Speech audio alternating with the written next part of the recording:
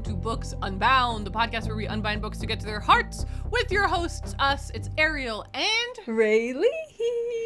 We're in huge energy today, high spirits, because it is our 2025 reading wrap-up Explosion. Woo! Oh my gosh. So exciting. It's the biggest episode of the year. Yep. We just before we started, we were both like, I'm scared. Like, we're always a little nervous before we start this because it feels like so many people are watching me right now, even though it's just you and me. It's just you and me It's a right big now, episode. but we know that people look forward to this, but also it just feels like we're writing something down for the history books. It's like, true. Personally, I'm like, wow, I'm about to announce my top 5 books of the year. It does feel monumental. It does, yeah. But you got to draw a line in the sand at some point, and this is where we're drawing it. So, this is a huge episode. I'm sure the time on it shows that. But this is going to be a big one. We have a lot to cover, as we always do. I'm going to start, I think like I always do, by giving you guys a quick rundown on what we're about to do. The timetable. So, basically a table of contents. Yes. Yeah. We're going to start by talking about how many books we read this year. Then we're going to talk about our favorite books of the year. That's when we're going to give our top book. Huge. We're going to look at our statistics, okay? Because both Raeleen and I keep very detailed spreadsheets of everything we read. And we're going to do a huge breakdown into the nitty-gritty details. Yep. We're going to talk about how many books we bought. That's going to be a scary look into our souls. Then we're going to talk about we're going to skim past that one quickly, and then we're going to move on to mashed potato books that we've conquered and created. We're going to talk about our favorite book covers. That one was hard for me this year. I'll talk about that. I'll talk about that. What our subgenre of the year was. We're going to talk about reading trends we noticed this year, and a reading prediction for next year. I'm really excited because last year I made 2 predictions. They came true. Yeah, I think I remember one of them. I think I know. Spooky stuff. Yeah.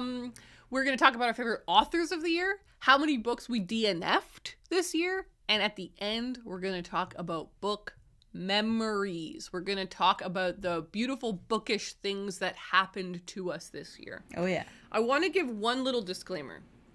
More than usual, you're going to see us if you're watching the video version, and you know, if you're on the audio version, you might hear it. We're going to be clicking a lot. Yeah. There's a lot of spreadsheets, tabs, I've got my little information. mouse. She's got a little mouse. Like, there's a lot of things going on. We're going to be shuffling. We are in the zone. We're not looking at like a YouTube video or something. We've got so many tabs going on. So if you see us clicking on the computer, that's what's happening. I literally have 2 computers going, multiple screens. It's Raeleen set up a second monitor. I mean business. Yeah. So we're really excited for this. This is obviously a huge deal. I do want to give a couple of little shout outs to things that happened on our podcast this year, Raeleen. Okay. Yeah. 300 episodes. Wow. We passed that big milestone. Huge. 6 years. Our anniversary happened. Yeah. That was huge. Cute. You came to my wedding. Oh my and God. We had which was never actually happened before, we had the Books Unbound full team reunion at the wedding. Yeah. We had me, Raeleen, but then Kaylee and CJ, everyone together. All in that one was place. huge. Yeah. I don't know if it'll ever happen again. Yeah, probably not. Honestly, that was a once in a lifetime 6 years. experience. Yeah, like when are we all going to be in the same place? So that was amazing. But we also had Kat Dennings on the podcast this year, which is cuckoo crazy, but like was such a delight, and that was such a fun thing that happened. So I think those were the ones that I had written down as kind of our like little bubbly highlights of the year. It's just been another great year for the podcast. Oh, actually, this one is like not exactly an accomplishment, but it felt like one. We took a month off. We've never done that before. Yeah. And it like rejuvenated our love for the podcast. We shuffled some things around. I feel like we're in a new groove, which is wonderful. Yeah. So I just feel like it's been another great year of the podcast, and I'm really grateful to all of our listeners and to everyone that supports our show, whether it's on Instagram, in the comments of YouTube, if you listen on Spotify, or if you're a patron. All of those things are so wonderful, and it's just been another great year. Yeah. Enough of the lovey-dovey stuff, though. We don't want to start crying at the top of the episode. We don't have time to cry, okay? We got to get going. So we are literally launching in huge. We're going to start with Raeleen's top books of 2025. Raeleen, how many books did you pick out? This is because we don't always prescribe, like it doesn't have to be 5. It can just be, you know, you don't want to force a 5th one that you didn't actually even like, or maybe there's 6. No, I remember I had 6 one year because I just couldn't narrow it down because I've had some really, really awesome reading years in the past. I think it might have been like 2022. I think that was a good one. This year I do have a solid 5. I feel really good about my 5. I also have 5. I also feel like these 5 were clear. Okay. Crystal. Sweet. All right, I'm going to try and do them in reverse order. I haven't actually, I've chosen my top 1, but now I think I know what I'm going to do. Okay. So at the number 5 spot. Yeah. We've got one that I read way in the early days of the year. And that was Several People Are Typing by Calvin Kasulki. This one, I was not expecting to like a lot or love. I thought this was just going to be a middle of the pack kind of book. And so I think that helped with how much I loved it because I was not expecting it to be so interesting and cool and hilarious. Like this book was just exactly what I needed when I read it. And it was such a quick read and I can see myself reading it over and over again and having fun with it every time. And so this one solidly made it into my top 5. I think we should say the name of the book at the end as well. That's a good idea. Because I think people that are listening, I know we've gotten that feedback before, but this is our top 5. We can do it today. We can do it today. So that is Several People Are Typing by Calvin Kasulki. Nice. Yes, and this is the one that's like about a guy that gets trapped inside of a Slack channel, basically, or a whole entire server. Actually, it's so weird and fun. Okay, down to number 4. Whoa. This is where things get weird. I was telling Ariel before this, like my top 5 is really weird. So we've got Jurassic Park by Michael Crichton. Yes. Very good. This is also not something I was expecting to happen this year. That's awesome. Before this year, I never thought I would read this book. I never thought I would care. I'm not a huge fan of the movie or anything. Like, I have no reason to want to read this. But then this year, I went to the Royal Tyrrell Museum of Paleontology. It changes us all. It really changes you. I went there and I was like, I need dinosaurs in my life right now. Yeah. And so I immediately went out and bought this. I buddy read this with a friend, which also added to the experience. So it was just so much fun. I had so much fun with this. And it was great. It was fantastic. I rewatched the movie too, and the book is way better. Just putting that out there. And I also have hilarious. I own the sequel now too. That's another funny thing. I'm like, now I have like a series of dinosaur books. What's the sequel called? Is that The Lost World? The Lost World. And there's only 2. Like there's a trilogy of movies plus all the spin-offs and things, but there's just 2 books. So I'm really curious what the second book is all about. Yeah. So, yeah, Jurassic Park by Michael Crichton, everyone. Cool. Nobody could have seen that coming. Okay.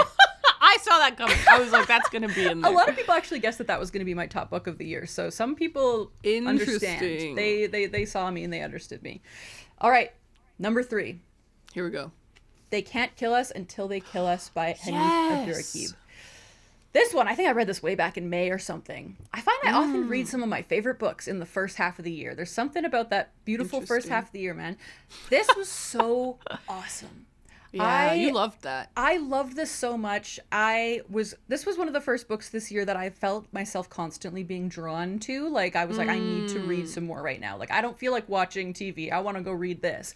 And that is the sign of an amazing book for me because it's so easy to get distracted by things. But this one, I just wanted to be inside of this book the entire time I was reading it. Yeah. It's personal essays that are mostly about the music industry and the author's experience going to concerts. But he also kind of unpacks the music industry a lot, and as we know, I'm very intrigued by that kind of stuff. My in the biz books, I do love that. And this one was just so well written and well thought out and very personal as well. So it just kind of transcended just being another in the biz book for me. So cool. Absolutely love this one. That's They Can't Kill Us Until They Kill Us by Hanif Abdurraqib. So now I also am hunting him out. I need to get more of his books because that was so awesome. All right, down to the final 2. Do you have any idea what these could be? God. No. Wait, yes, the polo one. Okay. I forget the name. I'm so bad at book. The polo one. That's a good guess. One I think is going to be number 2. Okay.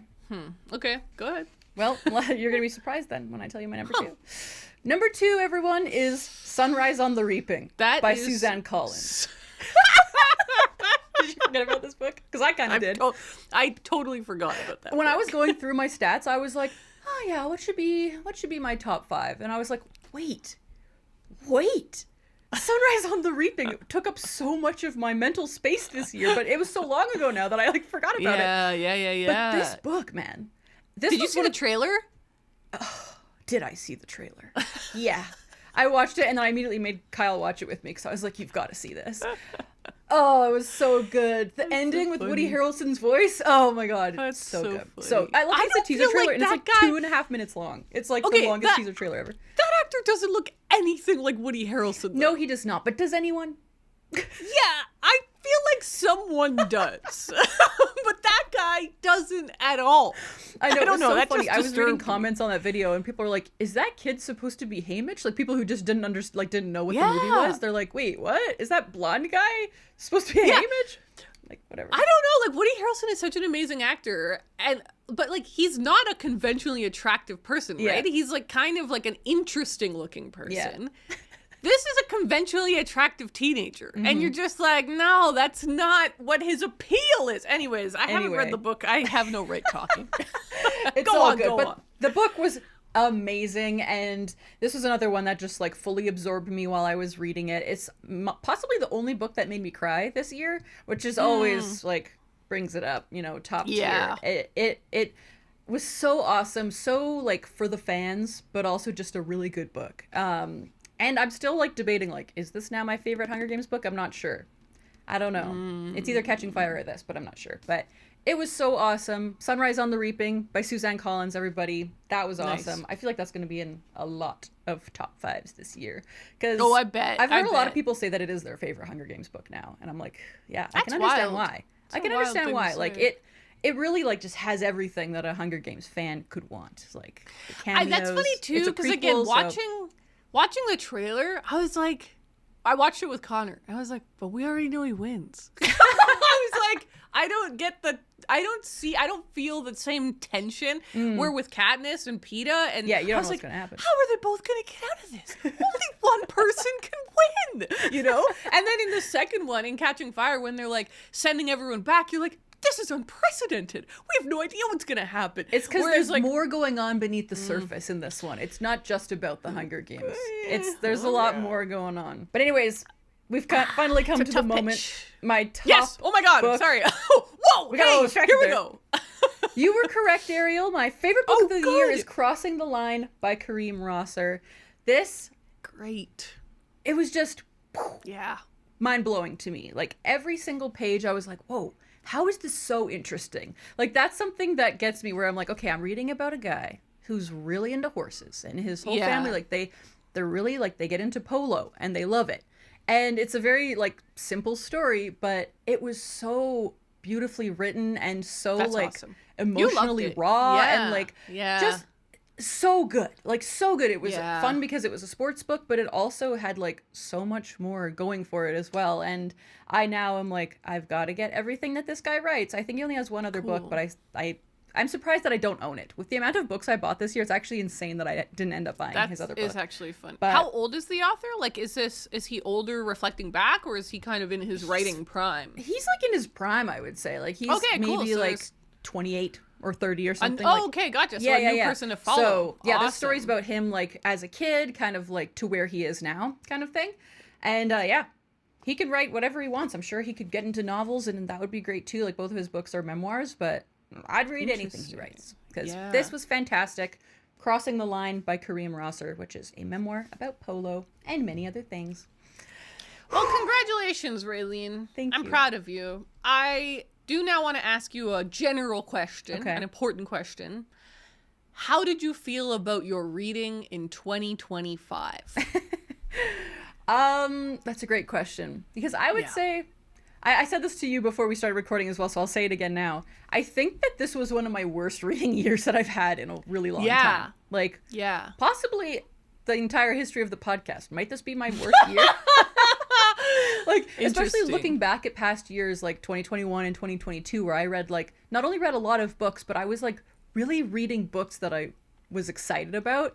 And I always try and do that, but sometimes I just like get lost along the way. And I think that that's kind of what happened to me this year. Like I never, like there were a lot of times where I didn't know what I was in the mood to read. And as a mood reader, that can be very detrimental. It held me back a lot. So that's interesting. I don't feel great about it. I feel great about my top 5, but honestly, outside of these books, it was kind of like, ooh, what happened here? Like I did accomplish some things, like as we'll get to the mashed potato books that we've conquered and stuff. Like I did, there are some amazing things that I did. So I'm not like completely upset about it, but I just hope for better things in 2026. Okay, well, final question for you before I slide in here. How many books did you read in 2025? Yeah, that's a great question. So I only read 55 books this year.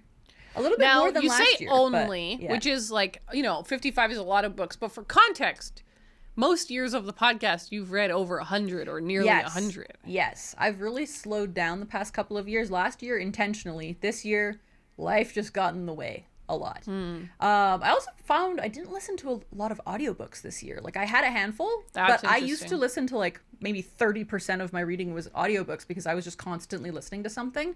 I also used to have to commute to work, so I would listen to a lot of audiobooks through there. So like lifestyle changes I'm still adjusting, and they've changed my reading, but I'm trying to like find a system that works. That's interesting. Yeah. Well, I think that's a fun summary of your reading year. Yeah. I'm nervous.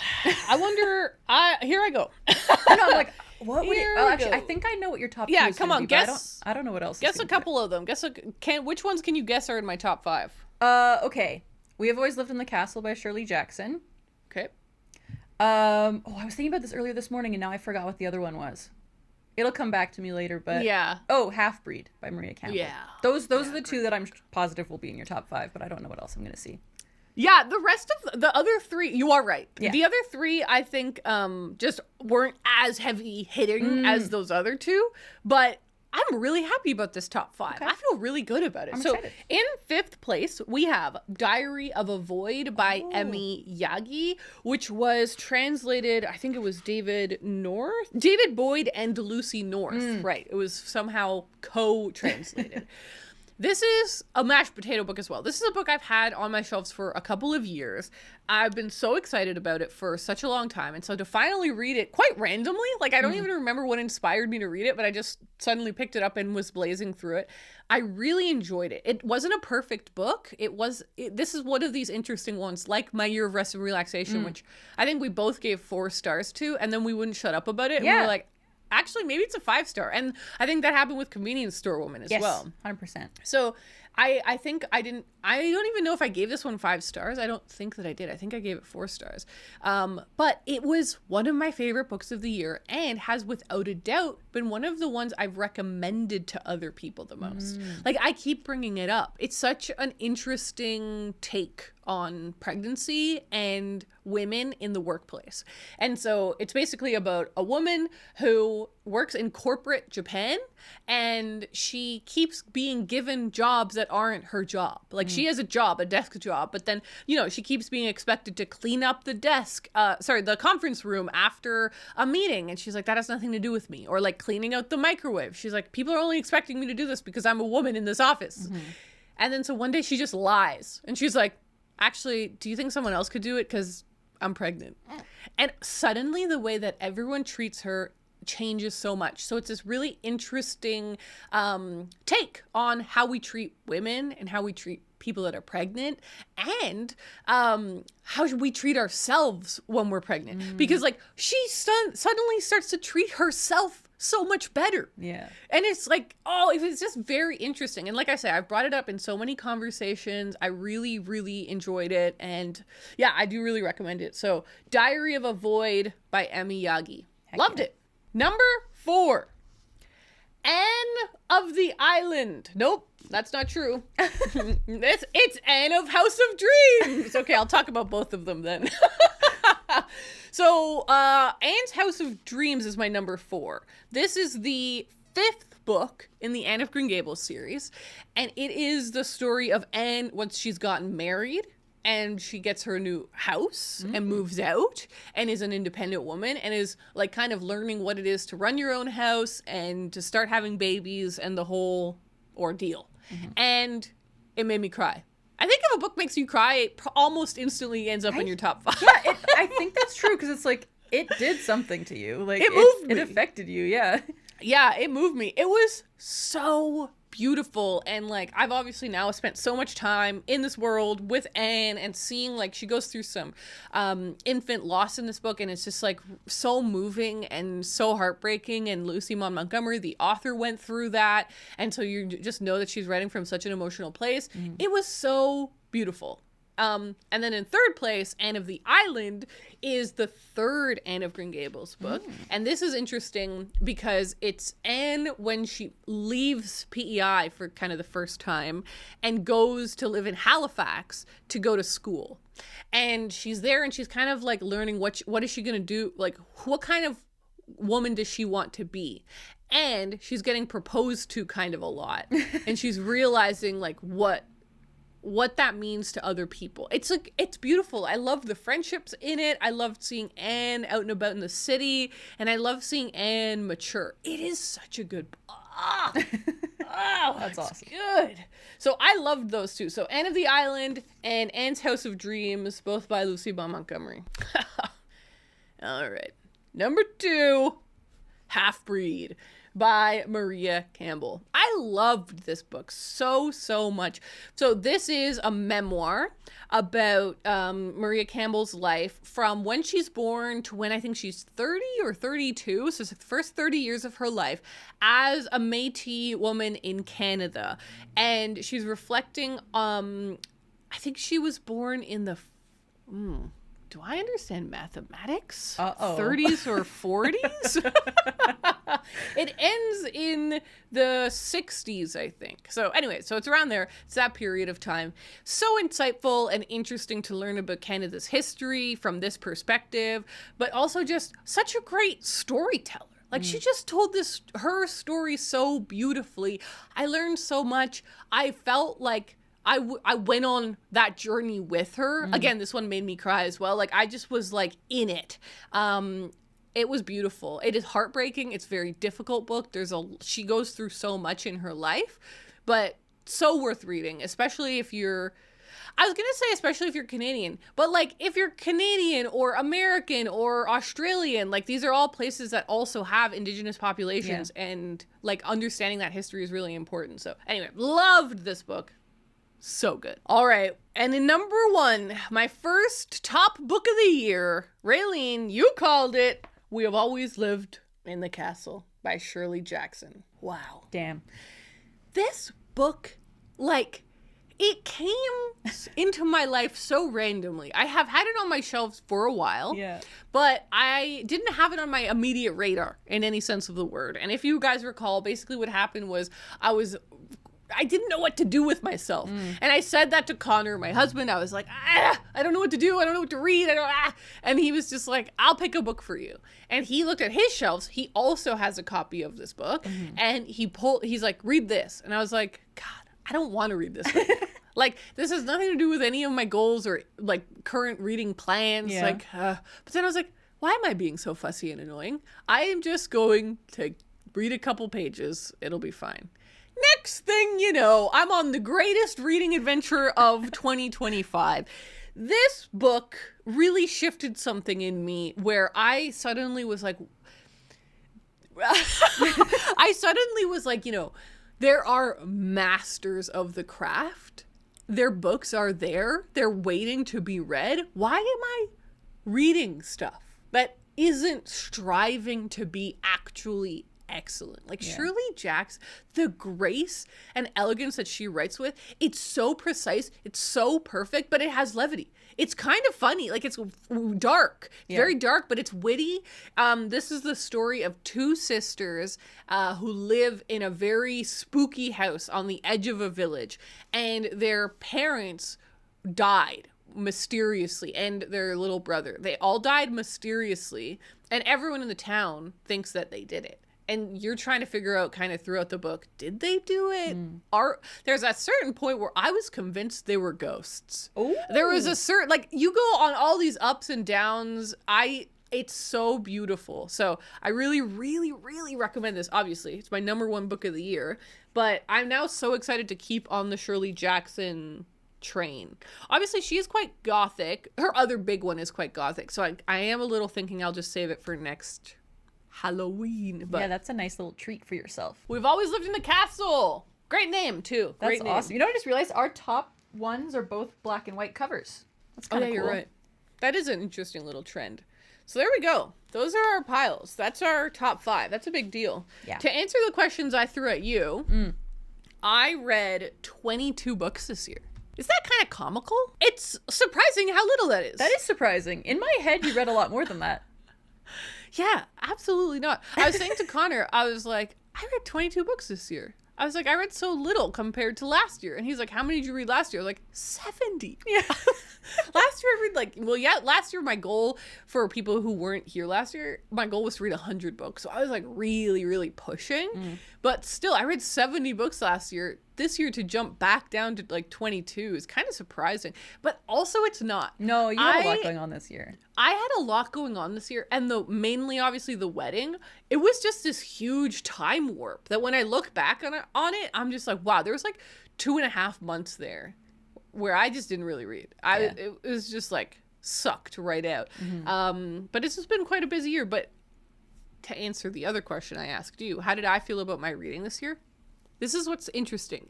Even though I read few books compared to my usual, I feel like I had such a good reading year. I felt like these are my top 5 and they're like all new favorites, but so many other books I read I really enjoyed. There was a lot of like 4.5 star books that like, yes, aren't like in my head perfect, but like I really enjoyed them.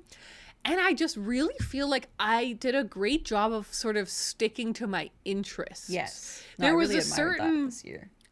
There was a certain moment when I was reading Everything is Tuberculosis, George Orwell's biography, and like the 4th Anne book. And I was like, wow. Damn. I am really just reading what I want to read. Like, it felt very Ariel led, which of course it is, but like you can get so swayed by so many different things all of the time. Yeah. But I just felt like I really enjoyed the books that I read. I felt like I obviously read a lot of classics, which I really enjoyed this year. I read a lot of Anne of Green Gables, like continued on with that series, which I really enjoyed.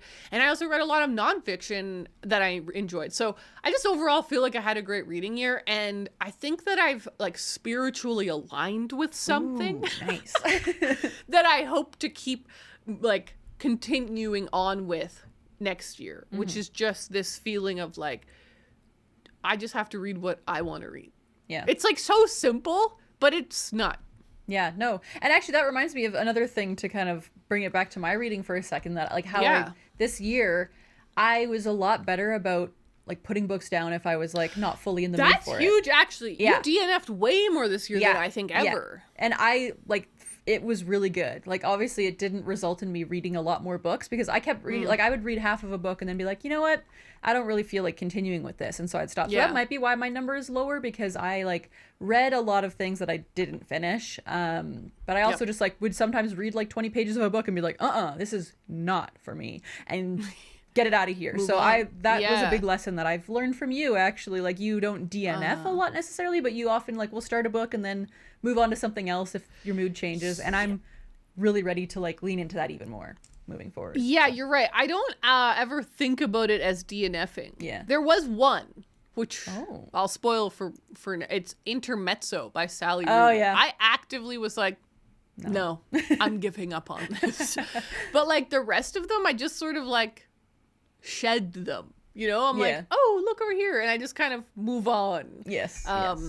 Yeah. I have a feel like that. All right, well, this year for sure. That is really interesting. I'm so I love this time of year. It really feels like Christmas. I love reflecting on the year gone by, and I love getting excited and making plans for next year.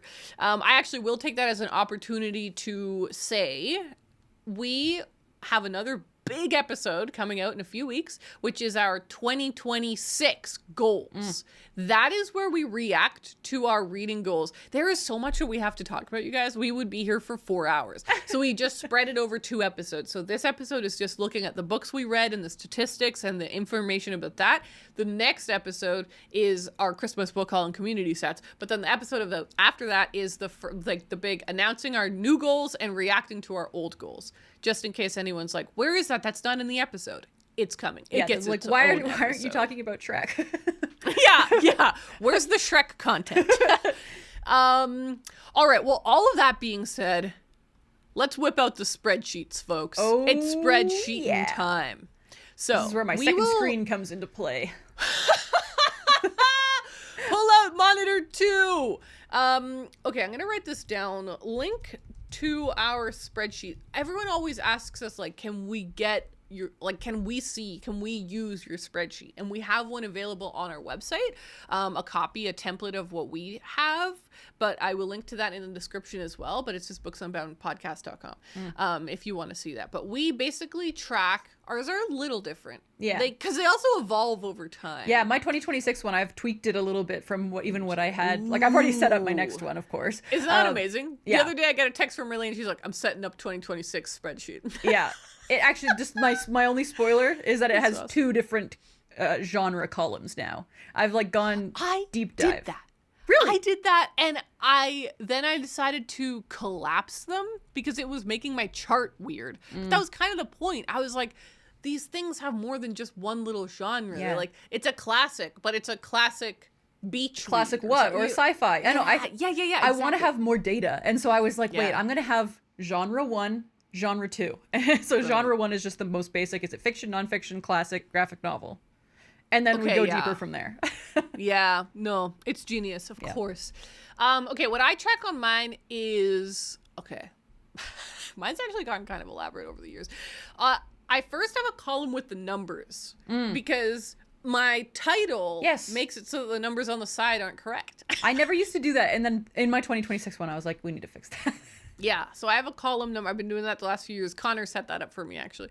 Then I have a column where I put a maple leaf next to any Canadian book. Ooh, I love that. It's my little Canadian tracker, you know. Then I have a column of stars for a favorite book, for a 5 out of 5. Then I have a column of potatoes.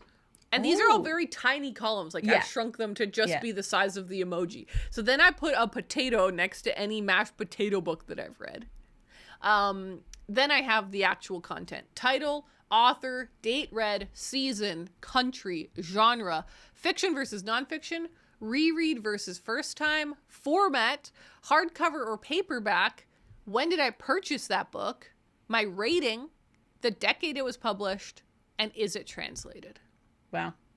What do you have that's more? Yeah, mine's very similar, but you actually inspired me with the emojis, I think, because I never used to do this, but this year, basically I have my first column this year was called special category because I wanted to be able to keep track of like how many robot books I read, for example. And so this is more like a keyword thing. It has nothing to do with genre. Tags. It's just like, it's kind of just like tags. So that's my first one. My second one is faves, my fave one, which is just like I have hearts in there for whatever books were my top books of the year kind of thing. And then the next column is called Shrek. And I put a green heart next to anything that counted for my Shrek quest. Cool. Okay, So I've got all these emojis, and then it goes title, author, number of times read, page count, genre, method, like physical or audiobook, country, is it translated, month I read it, season I read it, when did I buy it, what year was it published, decade, and then rating. Wow. It's pretty crazy. Cool. It's pretty crazy. And I never used, like, with 2025 and before, for my, like, number of times read, I just say first time or reread. Moving forward, I'm going to start keeping track of the amount of times I've read it. Like, if it's a book that I know I'm reading for the third time, I'm going to write third. Because I want to be able to track that at the end of the year, too. You're totally right. My mom does a thing that I'm like, why am I not doing that? Where every time she reads a book, she'll put a little tally at the end of it. It's so awesome. On the final page, on the very back page, she'll put a tally for every time that she's read it. Yeah. And she only does this if it's the second time. Then she'll start to tally because it's a rereadable book. But yeah, I feel like I want to do that as well because It's fun to track that stuff. Absolutely, yeah. Okay, well, wow. It's like, where do you even begin? I know, that's a lot of columns, and I have a chart for almost all of them. So that's where we are. I think we'll just do it together, and we'll kind of go back and forth, because that's the only way I can think to do this. Yeah. So let's start with season. I have season that I read them in. Is that something that you did? I forgot if that one. Yeah. Okay, start there. What do you got there? Mine, I feel like this happens every year where it's almost completely equal across the 4 seasons. Well, actually, no, I feel like a few years ago it was really like winter and spring heavy. This year it's almost equal. So my top one is winter with 27.3%. Your top one is winter. Yes. Okay. Because, I mean, it was winter when we started the year, right? Like it's winter when we started it, and so when I start reading a lot at the beginning of the year, that always bulks up winter for me, I think. Yeah. Because I haven't read that much like in the past month or two. Yeah, my top one is spring. Ooh, 32%. 32%. 32. Wow, that's good. Yeah. Spring and summer are tied for last place with 23.6. So my second one is autumn with 25.5. So pretty equal though. All of my other ones have 23%. Whoa. You were like, Pretty spring equal. Is king. Everything else is below. Spring is king, and let's move on. Exactly. I don't even need to think about that more. All right. Well, my next category is country. So this is country of the author of the book we read. Yes. To be specific. Yes. To put that in the clunkiest way possible. Country of origin. So, this is always an interesting chart, quite frankly. Yeah. This chart always freaks me out. And it's funny, I didn't usually, like in the past, I've like make my charts at the beginning of the year so I can see them like shift and grow as the year goes by. This year I was like, I want to leave it blank so that at the end of the year I'm shocked and amazed. Mostly shocked. So yeah, I mean, I'll just go first then, because my top one, as per usual, is America. But this year it's kind of scarily high. It was 69.1%. Okay, wait. Can you take us on a journey through the years on what it has been? Yeah. Because America is always our highest Yeah. Category because it's America, and that's where like publishing lives for North America. Obviously, they have the biggest population, et cetera, et cetera, et cetera. Like, it makes sense why it is that, but it is interesting because we're not American. Yeah. So last year it was 65%, so still 65. Pretty high. But in 2023 it was 49.5. Interesting. Which I really like the look of that. 49.5. What about in 2022? Ooh, 2022 it was 45.9, even lower. 45. So I read so many Japanese books that year. That's why it's going slowly up and up. Yeah. I mean, to be fair, I also did I read a lot of Stephen King. Like I reread Lock and Key, which is 6 books by an American author. You know what I mean? Like, so sometimes I feel like it added up quickly because of my specific choices this year, but yeah, I feel like I didn't read as much as varied as I would have liked to. Like the second biggest pie chart, which is like the only one that's really visibly bigger, is Japan with 10.9%. So then I've got a couple of smaller ones for like Canada and England, and then a few assorted ones where I only read one book from that country. So that is not great. Fascinating. Yeah, that is fascinating. I'm not happy about that. That's not something she likes. Okay. Well, and we're just going to be clear here that we don't like it, not because we're doing some weird pointed statement, but it's because we aren't American and there's so much out there to read. And so when all of your reading is one place, it's, it's not the ideal. Yeah. I want to be more diverse for sure. Yeah. Okay. So I will go through the years as well. What is the first chart I have? The first chart I have is 2021. 48% America. 2022, 44% America. Okay, it's dropping. 2023, where'd that chart go? 40%. Oh, wow, it's shrinking. 2024, 41. We go back up a little bit. 2025, this year, 31%. Wow. Little round of applause for that. I topped that thing. And honestly, it was a concerted effort. I really wanted to prioritize reading non-American books.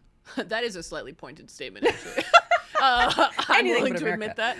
I'm willing to admit that. And I really wanted to prioritize Canadian books. Yeah. Because I love Canada. And so I was like, I want to read more Canadian books, but also like just more. just more varied. And so I want to kind of do the same thing, but I want to take us on Canadian. Ooh, okay, that's exciting. That's really 2021, 11%. God, so little. 2022, 18%. Pretty high. 2023, sorry, trying to find my chart every time is funny. I know, 18%. it's like all over the place. There's so many charts here. 2024, 11%. Again, quite small. Wow. This year, 23%. Holy heck. So almost a quarter of my reading was Canadian. That's incredible. And I really like that. The other biggest slice of the pie is the UK, which got 18%. Nice. And then, then there's Japan, 9%, Austria, Ireland, South Africa, Iran. You know, there's some other ones, but they're like the little ones. So yeah. Feeling pretty good about that. That's incredible. That's interesting. I love that. That's interesting, and I want to keep that up, you know? Yeah. So all I have to do is just keep reading Anne of Green Gables books. Yeah, seriously. That's my top tip for everyone. Yeah. Get really into Anne of Green Gables. Pick a series and stick with it. All right, let's talk genre. So, okay, yes. Let's look at that one. What do you have for that? This one is very cool. Got a lot going on here. Which is fun. I feel like I read a lot more of like variety in terms of genre this year, which I thought was cool. So my top one, as usual, is just general fiction with 21%, but I feel like that's smaller than usual. My next biggest one is graphic novels / comics, which makes sense. I read 8 this year. 6 of them were Lock and Key, so that's not surprising. So 14.5%. But then the next one down from that is memoir with 12.7%, so just behind graphic novels. And then horror was tied with that, actually. 12.7% in both memoir and horror. But then I've got mystery, I've got self-help, thriller, short stories, manga, middle grade, essay collection, classic sci-fi, poetry. I read a little bit of poetry on the DL. It was secret. I didn't tell you, but I did. And then one YA She's book a secret poetry reader, folks. I just didn't have much to say. But yeah, I read all sorts of things. I wasn't expecting to read like a couple of mystery books this year, but I did. Yeah, that's interesting. Awesome. Yeah. This is so interesting. I mean, this is obviously very skewed data, of course, but like there's nothing scientific about it. Well, there's some. I don't think it's the most skewed data, but still. Last year I read so many more books than this year, like more than double. Yeah. That it is more like last year's is a lot more. There's more data. It changes to crunch. The data for sure. But here's the biggest change in my genre. Okay. That I think actually I hadn't thought about. I kind of wish I had thought about it because I think it's the reason I read less this year. Okay. Last year, I read 27% graphic novels. Yeah, that's true. And mine is usually pretty high. Like, I really love graphic novels. I read a lot of them, you know. I'm looking at 2022, 40% graphic novels. Wow. That's a lot. That's crazy. That's insane. 2021, 37% graphic. Like, honestly, I bet mine looks like that too. I read a lot of manga back in those days. Yeah, like I read a lot of graphic novels. This year, 4% graphic novels. I read one. I read Persepolis. Wow. That is so And that's weird a banger choice for that to be your one like graphic novel. Yeah, like, yeah. You chose a big one. It was just so strange for me that I haven't even reflected on this. I haven't even thought about this. I This kind is of like noticed that throughout the year. I just forgot to point it out. I was like, she's just straight up reading cool novels and nonfiction. That's like, so strange. Yeah. But like graphic novels are one of my favorite genres. I've read a lot of them, but they are fast to read. That's not a comment on their value. That's just a comment on reality. They're quicker to read. A lot of it is pictures. You're just looking, right? Yeah. And so I can usually bang out a graphic novel in a couple of hours. Oh, yeah. Barely. So that often ups my reading. So that makes sense to me. I wasn't slotting in these graphic novels that I usually do. But looking at the rest of it, this is interesting. Another kind of difference is literary fiction was only 13%, which I think in past years has sort of been a bigger part of things in a way. Yeah. But this year, by far, my biggest chunk of the pie is classics at 36%. That's awesome. Over a third of my reading was classic. How do we define a classic? I'm defining a classic as anything published before the 70s. Yeah. I think that's solid. But it's kind of one of those just you know it when you're reading it situations. Yeah. All right. Here's a quick one. Fiction versus nonfiction. Do you do this one? Well, I didn't do it this year, so I don't have that readily available, but it is looking like mostly fiction. Like I have this little 12% memoir, a little 1.8% essays, and then the rest is fiction, I think. So Gotcha. Okay, for me, this year, it's 40% nonfiction and 60% fiction. That's pretty good. Which is very similar to last year. Last year was 58% fiction, 36% nonfiction, 6% poetry. But I didn't read any poetry this year. Whoa. God, who even am I? I didn't even read secret poetry like Raeleen. Yeah, like you could be like me, but you're not. Okay, reread versus first time. Let me start off here, Raeleen. Please, I have to find it. 100% first time. Whoa! Yeah. That's very surprising. And I think that Who also is she? contributes to the lower read count, because I feel like when Agreed. you reread, you just Faster. You fly through it because you know you're going to love Totally. it. You're excited to read it. Totally. I totally agree with you. Last year, I read 14%. 14% of my reading was rereads last year. I don't see it for 2023. My charts are a little bit of a mess in some certain years. 11% in 2022. In 2021... Oh, I don't see it. Oh, no. 4%. So, like, I usually do at least one. Yeah. I feel like in 2020 I did I do have charts for 2020. They were just in a weird place. 9% in 2020. Okay. Yeah, that's pretty standard. I feel like 10 to 15% is kind of what you and I average over the years, somewhere in there. Yes. This That's year, fascinating. 0. That's crazy. It's fascinating. A little bit crazy, but It's cool. a little bit crazy. That's I'll cool. just say it. Well, Fascinating. mine was a little bit higher than average for me. Okay. With rereads, 20% on the dot, and 80% Interesting. first time reads. And that also was like what helped. It really helped me like get through the reading year. You know, like I said, I've kind of had like a rough reading year, but I feel like every time I like reread a book, I was like, yeah, life is What good. did you reread? I reread Gone Girl. I reread Cool. I Am the Messenger. Cool. I reread Lock and Key, which is my favorite series Nice. of comics. Yep. What else did I reread? I feel like there was maybe one other like really banger reread, but it'll come back to me. And Convenience Store Woman, of course. Oh, yes. Like Yeah, there was yeah. just a few where I was like, this is awesome. What am I even That talking is awesome. about? Why am I not rereading No, it's true. things? That's so Yeah. interesting that you reread more and I reread less. Yeah. Yeah. I mean, I think that that's a sign for me. I do want to continue that train because I always say, I wish I reread more books, and then I never do. But this year I actually did. And you always say it in that exact tone. I know, I'm so annoying like that. But I'm happy with that. I like that for me. 20% is pretty good. Yeah. Okay, cool. Okay, so my next category I have written down is format. I think you called that method? Yeah, method. I don't know. I think I changed that in my new one. I'm like, method This was my method for this. And how did you read it? Well, yeah. Let me just tell you about my method. Okay, for my format, I did 63%, round up actually, 64% physical, 23% audio, 14% a mix. And that's when I will like jump back and forth between the two. I do So that there was too. a few books where I did that. Wow. Nothing really stands out to me about that. That's kind of par for the course. Yeah. Well, mine was 71% physical, Wow. which feels a bit high. That seems high. It does seem high to me. I'll look at my past years in a second. But my audiobooks were exactly 20% as well, which is weird. And then my I did one ebook. I read Convenience Store Woman completely on an airplane on an ebook. So that's what that was. And then a couple were a mix. So I have like, a total of 7% that were a mix. So the 20% audiobook and 71% physical are what really stand out to me there. Cool, yeah. Like I said, I usually listen to more audiobooks than that. Like Totally. last year, I listened to 18.6% audiobook, but I also read a lot of ebooks apparently.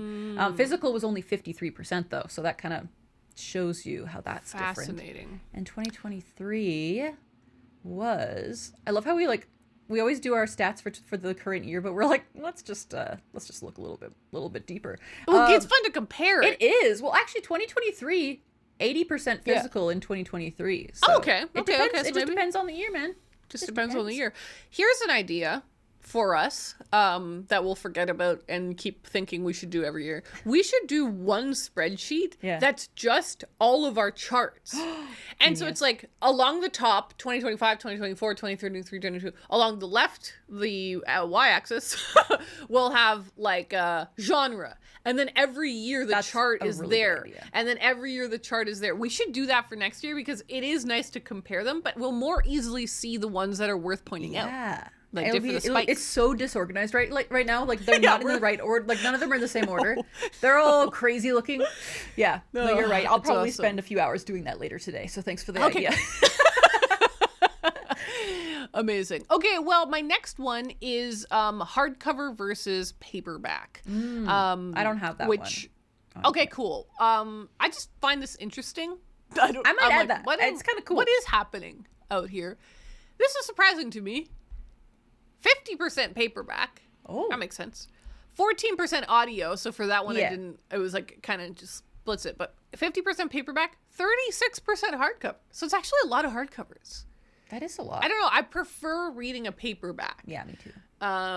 So what the hell were these? What were these hardcovers? How were these hardcovers? Because even small like things everything like is these, tuberculosis you listen to on audio. Do you count that as a hardcover or audiobook? That one I would have.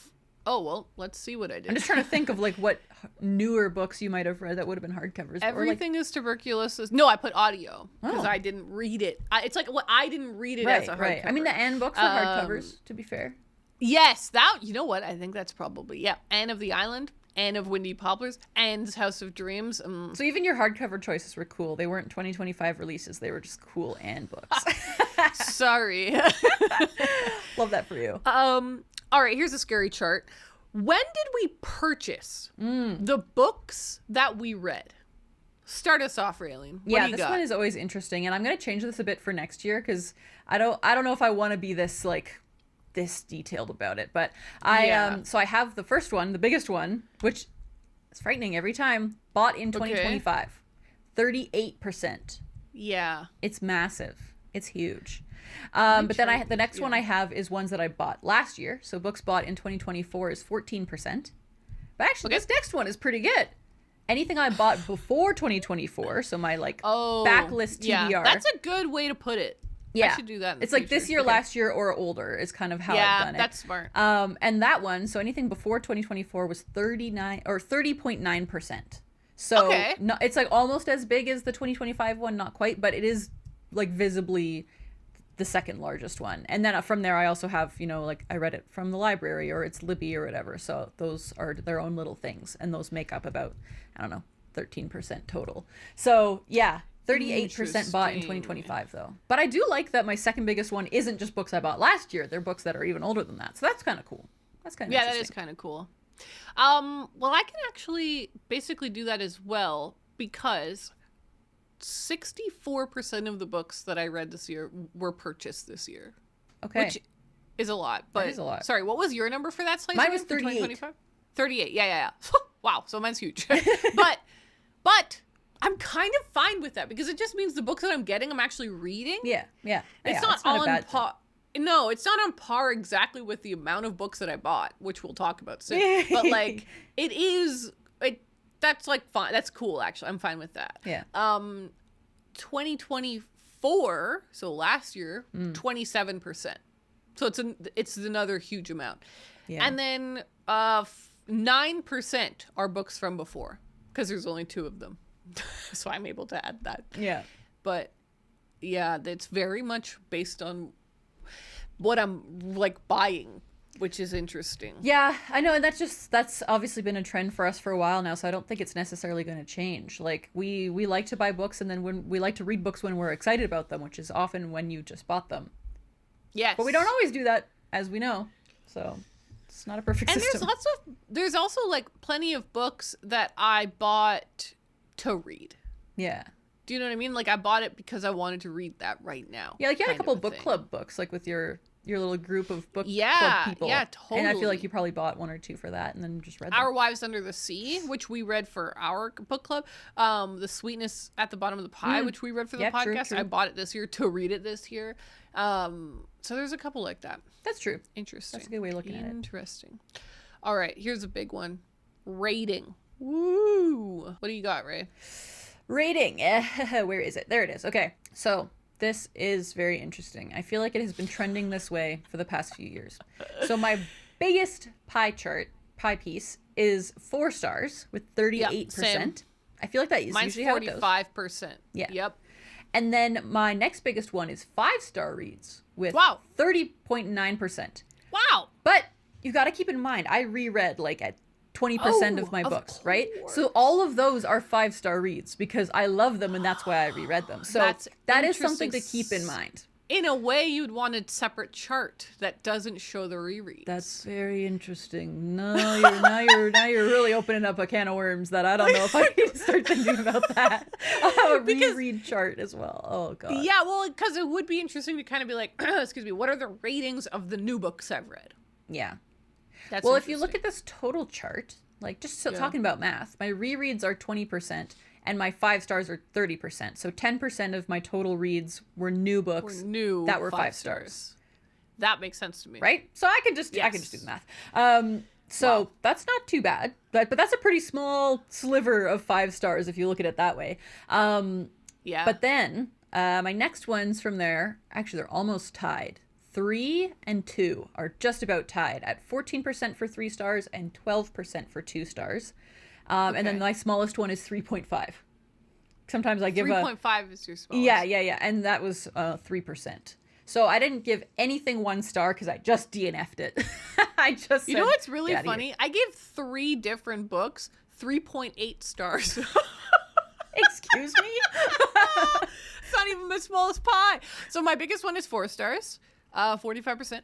3 stars is the next big one, 18%. And then the next biggest one is, tied, is 5 stars.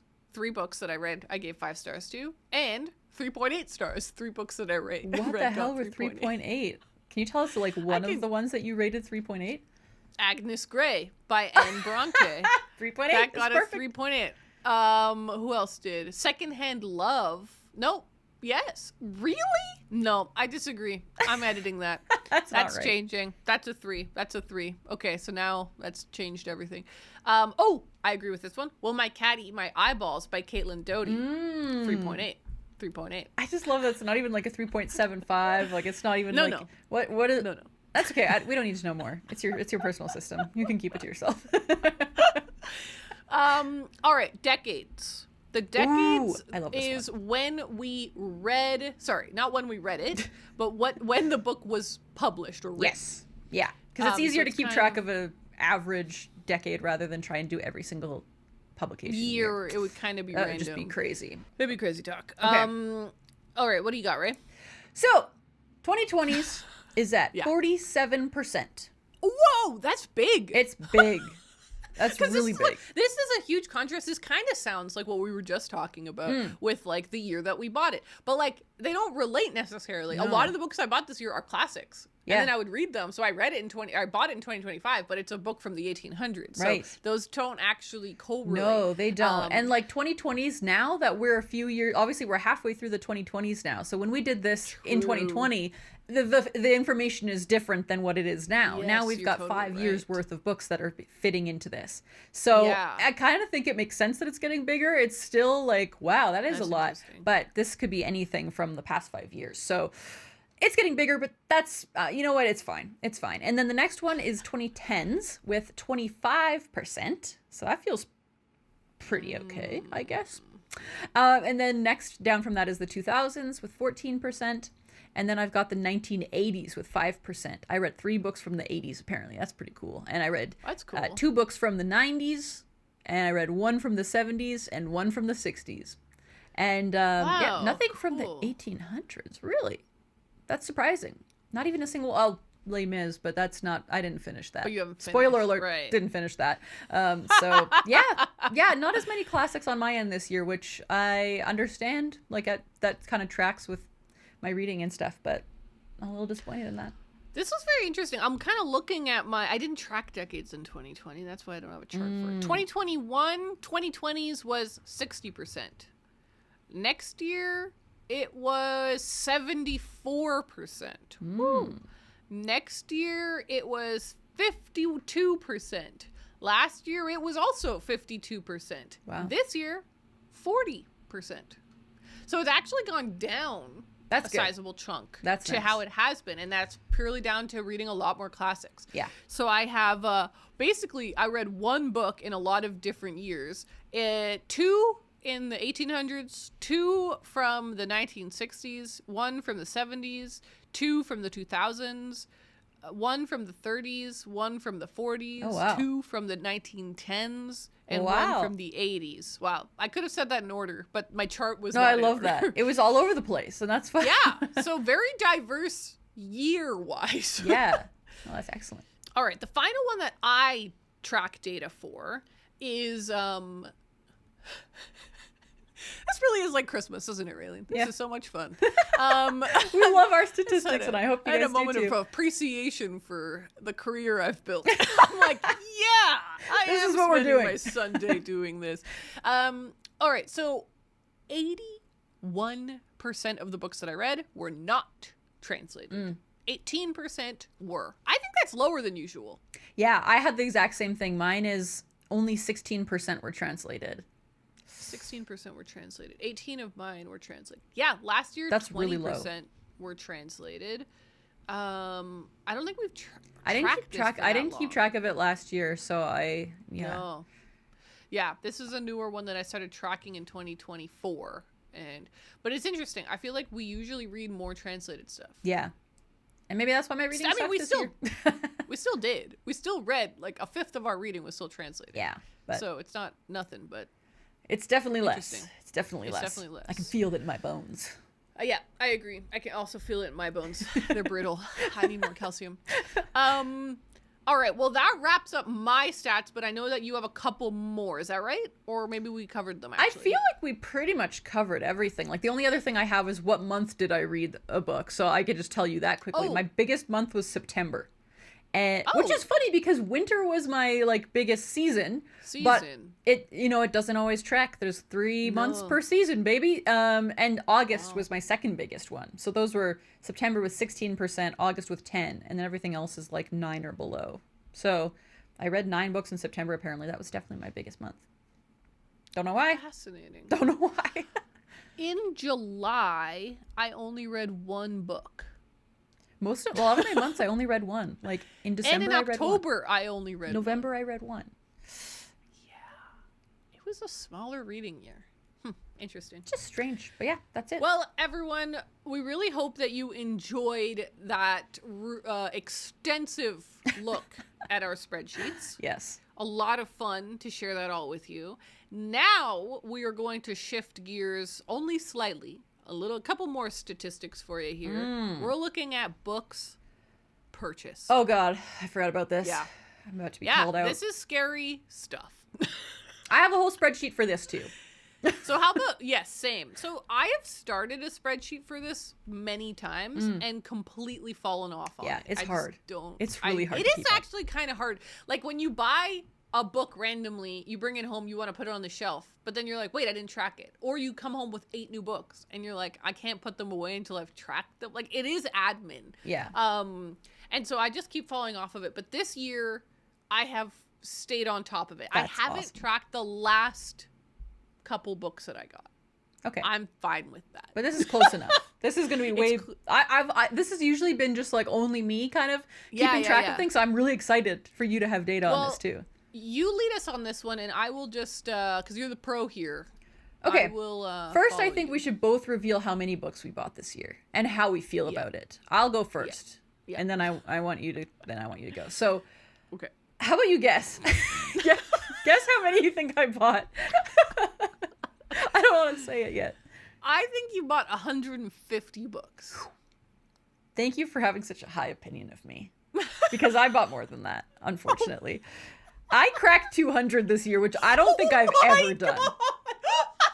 I'm really embarrassed. Like, I feel like this is insane. I bought 206 books, Ariel. I didn't see that coming. I knew that you had bought more than you'd ever bought. I felt throughout the year, and I've been teasing you a little bit. Yeah. But, like, I don't want to comment on it because I don't think it's bad. No, like, it's fine. I'm supporting bookstores. Fine. I'm getting things that I want, that I will use. Exactly. It's fun, whatever. But it's a lot. It is, I have noticed, like, she's getting a lot of books this year. Yeah. I didn't know that you cracked 200. Yeah, I went crazy. It's funny. I also keep track of my unread books, like my TBR, my physical TBR.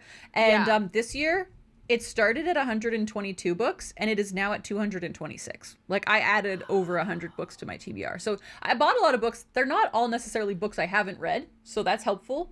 I didn't necessarily keep all of them. There are some that I might have bought and started reading and was like, I don't want that anymore, so I'll get rid of it. So my collection is always growing and changing. But yeah, I bought a lot. I did buy a lot. Wow. And so the first statistic I have for that is like the age of the book is kind of how I've put it, because I don't know how else to say it. So either it's new, used, thrifted, etc. Okay. So the biggest chunk, just barely, is 31% new. And then just below that, at 29%, is thrifted. So I feel really good about that. I bought a lot of books at thrift stores.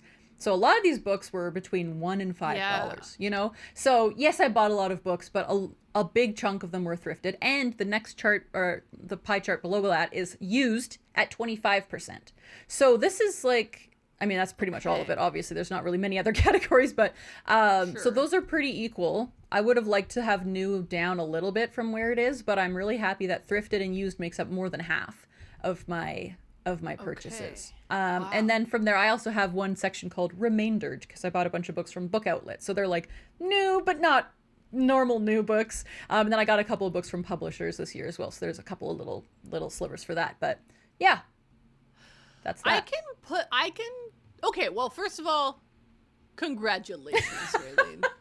A banner year. I have welcomed so many beautiful books. Reached. Woo! I gave homes to so many books. And that should be celebrated. That's pretty exciting stuff. I mean, I feel like, obviously, you moved to a new city. It's been more than a year now that you've lived in Calgary. That is true. But I've been here a full year now. Like, as of this year. You've been here a full year. Yeah. You've gotten to do all the seasons of book shopping. I think that you're allowed to go a little crazy. You know what? If you go crazy next year, good for you. Yeah, I'm hoping not to. But we will see. There are just too many good bookstores here. Like, it's actually shocking how many good bookstores there are. It makes it hard. Cool. Okay, well, I know how many books I bought, because even though I haven't put in the data for the last 6, I know that there's 6 books. Right. So I purchased 105. Oh, wow. So I just cracked 100. That's higher than I would have guessed, too. I would have guessed, like, I don't know, 70 for you this year. Yeah. You know what, though? This is interesting. I wrote this down. I counted this earlier for us. And where the heck did my sheet go? Okay, yes. 21 of those were gifted. Ooh, oh yeah. So I also have a chart for place bought, and I do have sections for gifts as well. Yeah, but like so many of those books were gifted at the wedding. Yeah. So I don't usually have a wedding in the middle of the year where a bunch of people give me books, but also it's a wedding in a bookshop. Yeah. And so I bought myself, obviously very sentimental and excited, I bought myself quite a few books that I normally wouldn't have. Yeah. Because it was for the wedding, and I like bought 3 meaningful books, and I was gifted a bunch of books. So the wedding definitely made it higher than I think is kind of accurate. But I mean, it is my life. And that did happen. Yeah. But I bought myself about 80 books. Okay. So that kind of tracks with what I would have mentally imagined. Yes. No, that's closer to your guess, totally. What about you on that difference? Mine is not hugely different now that I'm looking. I have 2 little slivers for gifts. You're like, because actually, though, 150 of them were gifted that to would me, be so nice. I wish I could say that. No, my slivers are literally just books that you've given me as gifts and books that my friend Rebecca has given me as gifts. I haven't received books as gifts from anyone else. I mean, in a way I did. Like, my mom gave me money for my birthday that I used for books, but I didn't track it as such. So my slivers are so small. Because you could have used that money for other... Yeah, that's true. But the slivers are so small that I actually can't find the one that's for you. Because I think you gifted me 1 or 2 books this year. Like, in this year specifically, I've only received 1 or 2. But from my friend Rebecca, I got 5. So that's 2% of my total everything. Well, next year I'm getting you 6. Okay. Yeah. next year. Oh, yeah. But so for the most part, it was just me going wild. But I kept track of things so I can kind of see like where the books came from, which I thought is really cool. So my biggest chunk is from Pages Bookstore, which is here in Calgary with 20%. Yeah. So that was my main one. I kept going back there because it's a new and used bookstore. So you can kind of find all sorts of things there, which is always fun. And I was able to bring some books back for credit. So I was like, I did spend less on some of the new books because I brought back some old stuff. But the second biggest chunk was the big book sale, the big Calgary book sale that I went to in May. That was a crazy time. It was crazy. All the books were so cheap. And I went back a second time because they had like on the last day, everything was like fill a bag for $20. So the books were like under $1 by the time I filled up my bag. So I bought 16% of my purchases were from that. So those are 2 huge chunks.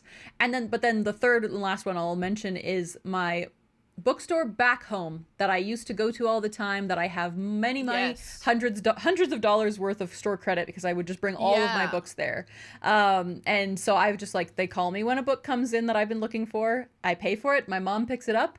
And then when I go visit home, I grab those books and bring them home. So that was 10% of the books I got. So those are my top 3, like my new big bookstore that I go to all the time, the huge book sale, and my used bookstore back home. So I feel pretty good about that. Like I feel like I didn't go crazy on new books. I didn't buy a lot at Indigo this year, which I'm happy about. I've been looking more at like independent bookstores, thrifted. Yeah, totally. And I like that. So that is a nice change. Like I barely bought anything from Indigo, and I probably won't buy anything from them moving forward. You know, that's just kind of the way my life is looking. Too many good indies out here. So many good indies. Yeah. Support your indies. Mm-hmm. Yeah, totally. Well, I don't think the other stat I have is that I think I read 12 of the books I bought. So I acquired through buying and gifting 105, and I think I read 12. So I've added like 90. God, I don't know math, but you know, that's like to my shelves. I have some more data too. I'll quickly go through my last few charts. So mine is for if I read it or not. I read 18% of the books that I got, which is 38 of them. So 38 out of 206. It's okay. So I've added 167. Whoa. Although this doesn't necessarily include the ones that I have gotten rid of. I just realized that. I didn't specify. That was the question I was going to ask you, because that's something that's really different about your buying and my buying. Is like, obviously you just get rid of books a lot more than I do. Yeah. And I always find it so interesting that you will get rid of a lot of the same books that you bought in the same year. Do you know that number? I do. So this chart is called status. Of course I do. This is called status. Where do they stand when it comes to me and my shelves? So I still own 89% of the books I bought in 2025, and I unhauled 10.7%. That's so interesting. That's so fast. That's such a quick turnaround time. Yeah. But I feel pretty good about that. Like, I kept most of them. I kept most of them. And those ones that I got rid of are, I'd say probably like at least half of them are ones that I just like tried reading and didn't end up liking and was like, you know what, you can leave. And also, I don't know, I do have a stack next to my bookshelves that I'm like getting rid of, and I don't know if I've updated this since then. So it might not be 100% accurate. I might have gotten rid of a bit more, but I feel okay about that. And then I also have a genre chart, and that's my last one for this. So the genre that I brought in the most this year was general literary fiction, at not 52%. That's 52 books. 25%.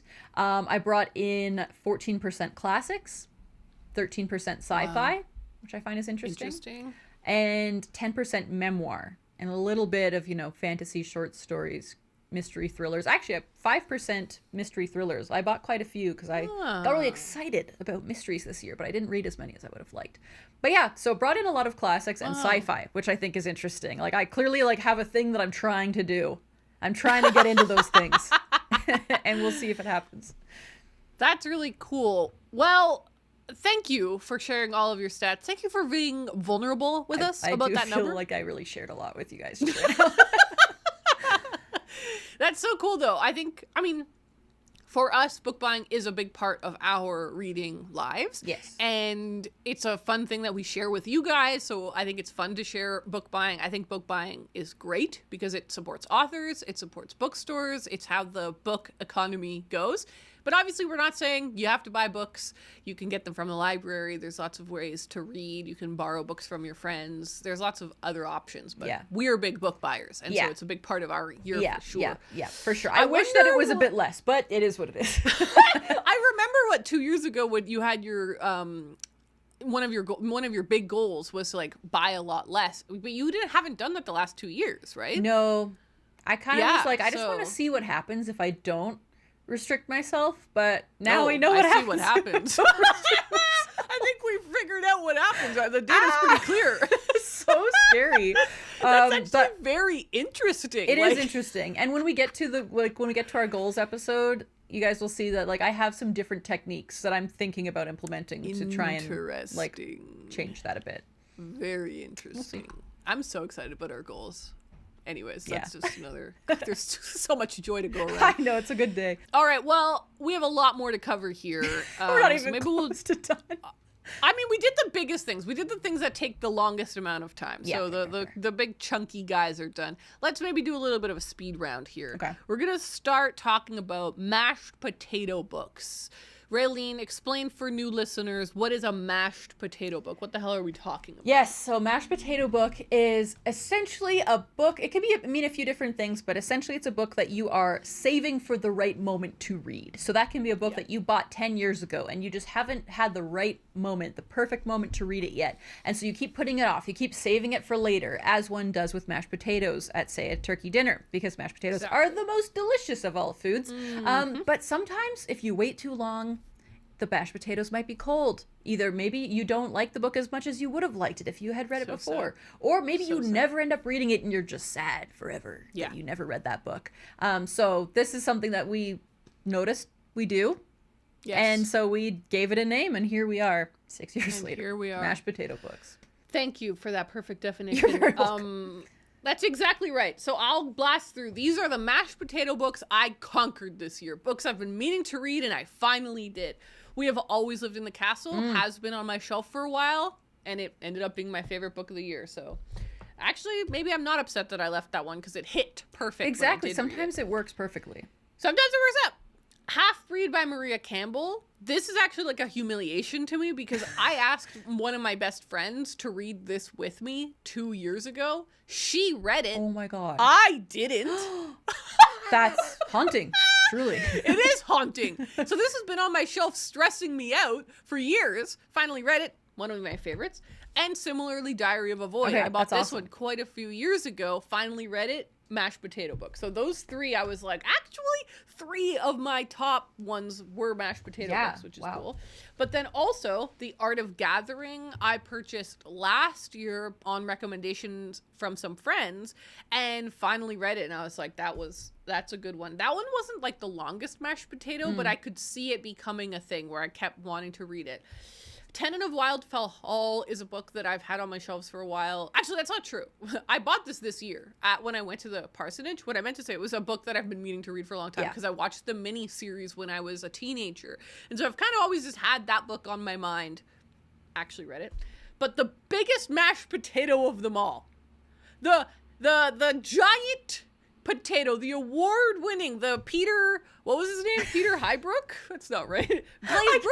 Glazebrook. Persepolis by Marjane Satrapi. I have been meaning to read this book for my entire life. At least that's what it feels like. Yeah. I have had that for so long. So finally, these books are conquered, and I feel That's incredible. Okay, I feel like you did really good with your mashed potato books. I didn't read quite as many, but I did read a couple of big ones. So the first one, like similarly to you with your Anne Bronte, is a book that I bought this year, but it's been on my radar for like a long time, and that is Confessions by Kanae Minato. Oh, yes. This is one that I remember because I used to work in a bookstore from, say, 2012 to 2018. Is that the time? And I don't know when this book came out, but somewhere in that window, like, I wanted to read this book really bad. I kept seeing it, and I was like, oh, that sounds really cool. And I just never ended up buying it, and then I kind of forgot about it. But since we've gotten very into Japanese translated books over the past few years, I was like, oh, I should actually get that and read it. And I read it, and it was okay. It was okay. It was a 3-star read for me. Finally, that is a little how I feel about Persepolis. Like, I liked it. I'm glad I read it. It was educational and interesting, but I didn't love it. Yeah, which is yeah. And like, I liked it enough that I kept it.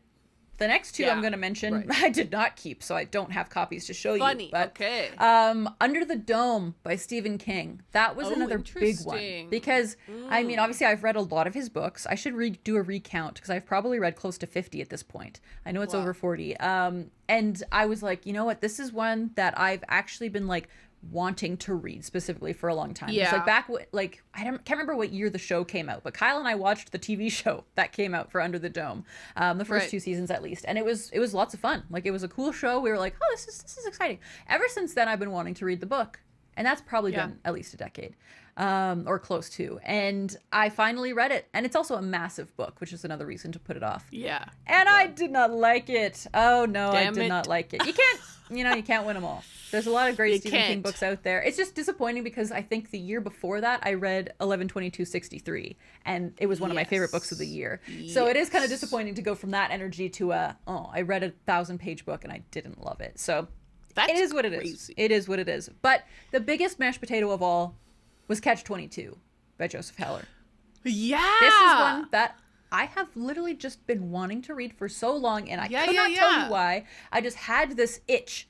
I was like, I need to read this book. Yeah, and totally. Actually, maybe I would give that one 1 star. I think I hated it more than I realized at the time. That's interesting. There's so many reasons why I can understand people loving this book. Like, I don't want to, like, shit on the book, because I don't think that there's anything wrong with the book itself. I was just totally the wrong reader for that book. And I just found it such a hard book to get through. Like, it's very absurd. Like, the whole thing about the book is it's absurdist. And so there's a lot while you're reading where you're like, I don't know what the hell is going on. That's interesting. I don't enjoy that feeling. I don't like reading and being like, I'm confused. And I felt that way the entire way through. So it just wasn't for me. But I'm so glad I finally read it. Like, I am so glad I finally conquered it. And it was funny. That was actually one of the books that I bought for my brother for Christmas a couple years ago when I gave him like 14 books. And then this year I was like, you don't read that. You should get rid of, like, he would like it even less than me. So I'm glad that I read it so that I could save him. Not that he's gonna read it, but anyway, yeah. So those are the 3 really big ones that I conquered, but it was only 3. I feel like in the past I usually like read more books that I consider mashed potato, and I mean, I did create a lot of mashed potato books this year. That's sure. Interesting. Well, very good. Yeah, well, that's exactly what we're going to move into. Mashed potato books that we created. So these were books, maybe we started them, maybe we purchased them, whatever, or maybe we just meant to read them and we didn't get around to them, and now they are mashed potatoes. Yeah. And that's scary. That's a scary one. For me, it saddens me to say this one. Oh gosh, I'm scared. Samurai William by Giles Milton. It is. That's so sad. I got about halfway through this. I was loving it. Like, so enjoying it. I don't know why I put it down. I don't know why I moved on. I don't know why I didn't come back to it. I have no answers for you. Yeah. I just have fear, apparently. Also, my bookmark is a cute little photo print that someone gave us when I did one of the book truck events. Amazing. Someone was going around printing these cute little pictures. That's so cute. Anyways, damn. Heartbreaking. Really heartbreaking. Next up, okay, this is interesting because I don't feel heartbroken about it, but I need to read it soon. Yeah. And it is George Orwell, A Life by Bernard Crick. I started reading this biography. I was so enjoying it, and then I was like, this isn't the right moment. And I ended up putting it down for a few different reasons because there was other things I needed to read, et cetera, et cetera. But I don't feel like I've lost the energy on this one. But I do, like, but I have to finish it soon or else I will lose the energy on that one. Yeah, makes sense. And then the last one is one, again, I'm not that worried about, but I would be scared if I didn't read it in 2026. Okay. And that is The Haunting of Hill House by Shirley Jackson. So I loved The Haunting. We've always lived in the castle. I was going to say The Haunting of the Castle. I love that one so much this year, obviously. Top book of the year. I do not want to not keep going with Shirley Jackson. I really want to keep the momentum up and moving, and I will be really sad if I don't read this one. Famous last words. Yeah, literally. I'm really sad if I don't read this one next year. But yeah, there you go. All right, Raeleen, which ones did you create? I actually just remembered one more that I conquered. It was underneath. It was in a different stack that I'm going to get to later, but The Magical Language of Others. That's actually like the biggest one. I think this might be it's like it's a very like podcast specific one because I think I bought it. Yeah, I bought it in 2020, I think, or 2021, and every single year after that I said I was going to read it, and then I never did. So this is the one that I feel like is the biggest victory in terms of podcast. Exactly. Yeah. Podcast. It's a big win. That's a big win. So there's that. I can't believe even though you didn't like it. And I didn't really like that one either. Like that's the problem. My mashed potato reads, like I was just reading the wrong ones this year, I think. So the ones that I created this year, I'm hoping to read in 2026, and I think I'm going to love them all. Like I truly do.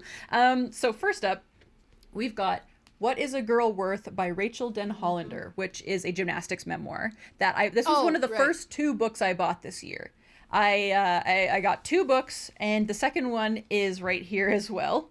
These are books that I was like fully intending to read this year when I bought them. Yeah. I'm with the Band Confessions of a Groupie by Pamela Desbar. Really, really wanted to read that. Can't believe I didn't even try to read either of them once. Like I never even picked them up off my shelf. I didn't even try. I didn't even try, Ariel. Can you believe that? And then there's one more that I didn't even try, and then I have 2 that I did kind of try. So the next one is Eve's Hollywood by Eve Babbitt. Oh yeah. What the hell, man? Didn't even try. I didn't even try. She didn't even try.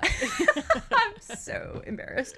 Like her other book that I read a couple years ago was like my number 1 or number 2, I think, book of the year. Like I loved it. I loved it so much. And so I've been like wanting to read more of her books and just didn't. And so that's exactly what I fear happening with me and Shirley. You just got to do it. You just gotta go. But then there's 2 books that I secretly started reading but then didn't get very far into. So these have become like mashed potato books for real, for real.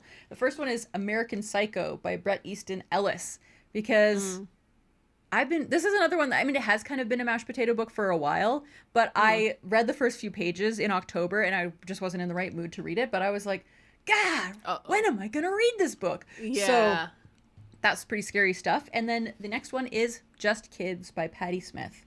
I brought this one to a coffee shop with me.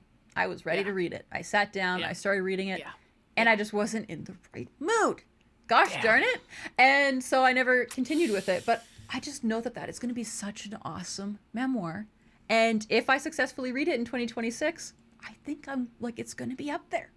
Wow. But that's a lot of pressure. That's also scary. That is a lot of pressure. That is a lot of pressure. I just feel like it's going to be so good. So yeah, that's my little stack of like, if I don't read them in 2026, I'm going to be mad.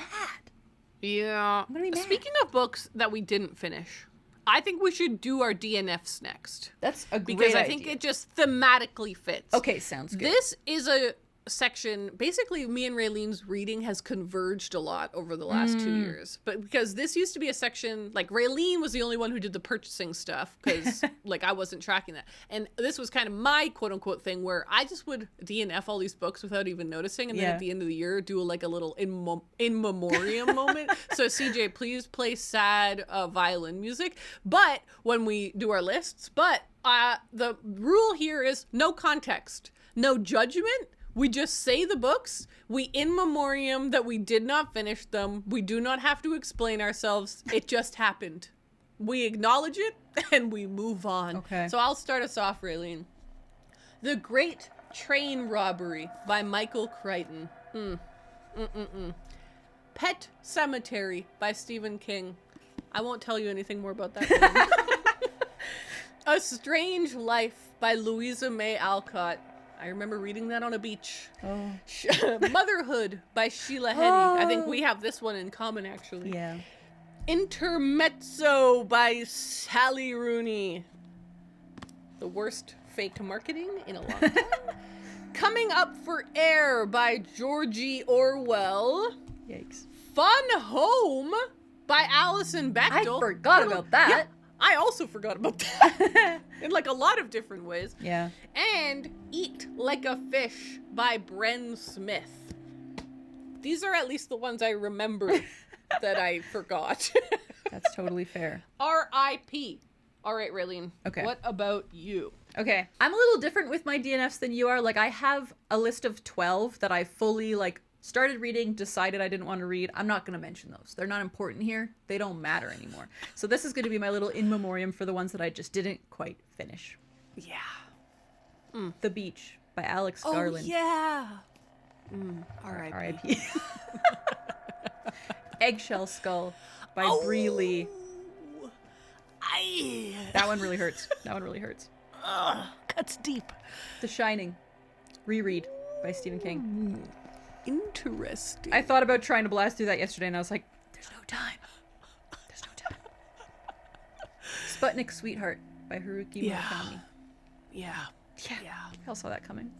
And I mean, this one's going to be really shocking, but Les Mis by Victor Hugo. I did make it 7% into the audiobook, though, which is 4 hours, by the way. But I will say, you haven't given up on that one, right? No. You're currently reading. I haven't given up on any of these. That's cool. These top 3 I'm still technically currently reading, but we'll see how the year goes. Once the year switches over, often my priorities change. But yeah, so I have 5. True. I have 5 that It's not bad. It's pretty good. 12 that are so so totally forgotten that we don't even know. You don't even get to know what they are. Some of them you never knew about in the first place. And I want to keep it that way. That's awesome. All right. Well, R.I.P. Let them rest in peace on whatever shelf they end up on next. All right. Subgenre of the year. Woo. This is interesting. So basically, a couple years ago, I realized I got into 2 subgenres pretty hard. One was letters, and the other was westerns. I was really enjoyed these little subgenres. And then ever since, I've been like, let's track this. So my 2 for this year, Raeleen, the first one is Gothics. We Have Always Lived in the Castle, Agnes Grey, and The Tenant of Wildfell Hall are all books that take place in spooky houses. Gothic characters, are they ghosts? Yeah. Is there, that kind of a Gothic thing. So that was definitely a subgenre that I enjoyed. But the main one is classics. 36.4% of my reading this year. So I don't even know if I can call that a subgenre at any point. But I mean, if it's different from usual, exactly, so I think that exactly. It counts, Yeah, it was the main thing that kind of shifted in my reading and that I was chasing, and really led to a very enjoyable reading year for me. So, how about you? Yeah, mine are kind of like weird, but I did have a few things that stood out. The first one, and I think the biggest one, was reality TV as a theme. Yes, totally. So I read Cue the Sun by Emily Nussbaum, which I actually wanted to mention as like an honorable mention to my top 5. Cool. Like it wasn't like that high but I did really like it, and I think about it all the time. That one is like a history of reality TV. I found that so interesting. I also read a memoir by Sarah Hartshorn, who was on America's Next Top Model. She talks about all the behind the scenes stuff. But I also read a couple of novels that kind of have a reality TV angle. The Compound, as well as The Long Walk by Stephen King. Like that is kind of like a game show thing. So that was definitely a theme. I also read a few In the Biz books. I read Britney Spears' memoir, which I kind of forgot that was this year. I also read Kelly Bishop's memoir, The Third Gilmore Girl, Cue the Sun, of course, and then They Can't Kill Us Until They Kill Us is a lot about the music industry. So I counted that as an In the Biz book. And then Robots. Yes, totally. That was a thing that happened. It was a thing that happened. I didn't read as many as I thought, but I did I was thinking about robots a lot. So but I did buy a few. Yeah. So that's the thing. I bought a lot of books this year, and I didn't read a lot of books, so you do the math. But I did read The Wild Robot as well as the sequel. I was intending to read all three as my read a trilogy for Shrek. That didn't happen. But then I also read Annie Bot, which was another book I really enjoyed this year. And I'm kind of surprised that wasn't in your top 5. I know. It's one of those things. Sometimes I read a book and I'm like, that was a solid 4 stars, and then I move on. But then I keep thinking about it. So that's exactly what happened with Diary of a Void. This is why I reread things. People, cause sometimes it wasn't the right moment, maybe the perfect moment, or maybe I just didn't had different expectations going in, and now I'm like, oh, this is not what I expected. But I think I liked it more than I did at the time. But then I also read a manga on the DL called Doll. I just bought that recently and read it, and it was a robot book. I didn't love it or anything, but it was another robot book. And then I read a couple of mystery books was another thing that popped out for me. So I had a few things where it was like, cool. This is interesting. Something's going on here. Something's going on here. So. I wonder where our genres next year are going to be. I'm so That's curious. So fun. Yeah, I know. I feel like it could, robots. I never would have guessed that going into the year. So I guess who knows what'll happen. Who knows? All right, kind of a similar question, but it is different. What were reading trends you noticed in your own reading this year? So basically, you might notice some interesting little things that happened. Could be subgenres, but might be different things. So here, I'll start us off, Raeleen. Okay. One of them is this is kind of cool. Okay. 4 of the books that I read, remember, I only read 22, so 4 is a chunk. 4 of the books that I read were by YouTubers. Oh, that is interesting. I'm a YouTube fan. She just loves YouTube. So, Will My Cat Eat My Eyeballs by Caitlin Doughty. Everything is Tuberculosis by John Green. Having People Over by Chelsea Fagan. And Half-Assed Human by Lena Norm. Of course, yeah.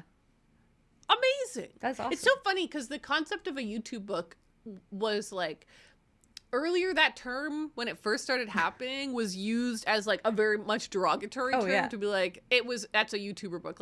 That's just a book that got published because that person has a lot of subscribers. Yeah. It's basically merch. It's not really a book. That's a good way to put it. But obviously so many fantastic, creative, interesting people that just happen to be posting videos on YouTube. Yeah. They're just creative people that would be publishing books anyways. Yeah. John Green obviously published Looking for Alaska before he started YouTube. So, anyways, lots of great books that I read by YouTubers. So that was just a thing that I noticed. Cool. Another one, I wrote, Anne freed me. She really did.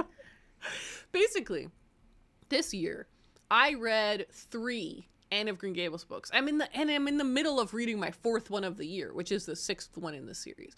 But there was a moment where I was reading Anne, and I just realized how happy I was reading those books, and how they were pushing me towards reading more classics, and how much I was enjoying that. And so I really actually attribute that to Anne and to Lucy Maud Montgomery helping. Now, it's not the only thing. The other huge one was reading We've Always Lived in the Castle, which it's a combination of those 2 books, but it really pushed me to reading classics. So I just feel it also, reading so much Anne of Green Gables, it's so random.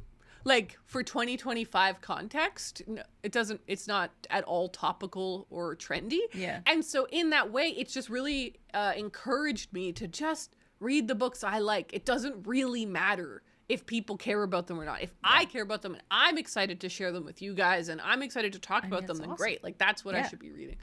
So those were some of my fun reading trends that I noticed. Do you have any? I have a couple. They're kind of minor, but something I did notice is that I was really into genre fiction this year. I read some mystery thrillers, like I mentioned. I read Jurassic Park, for God's sakes. That is just so outside of my normal reading, where I just read something that is pure fun. And that's awesome. I think that's cool. I really liked that. It was I didn't read exclusively that type of stuff, obviously, but I did notice it a bit more than usual, sci-fi, mystery, with the new Hunger Games book coming out. It just felt very yes, this is fun. Yeah. I just want to read something that's fun, which I really enjoyed. I also noticed that I reread quite a lot this year, as we know, and I know I had the most fun this year, honestly, while I was rereading some of my favorite books. And so that's cool. just like encouraging me to want to do that even more. Yeah, totally. But another thing I just noticed is that like this year, like I also just like went through a lot of stuff this year, had kind of like a lot of stressful moments, and I can't read at all when I'm stressed, which is something I noticed about myself. Right, okay.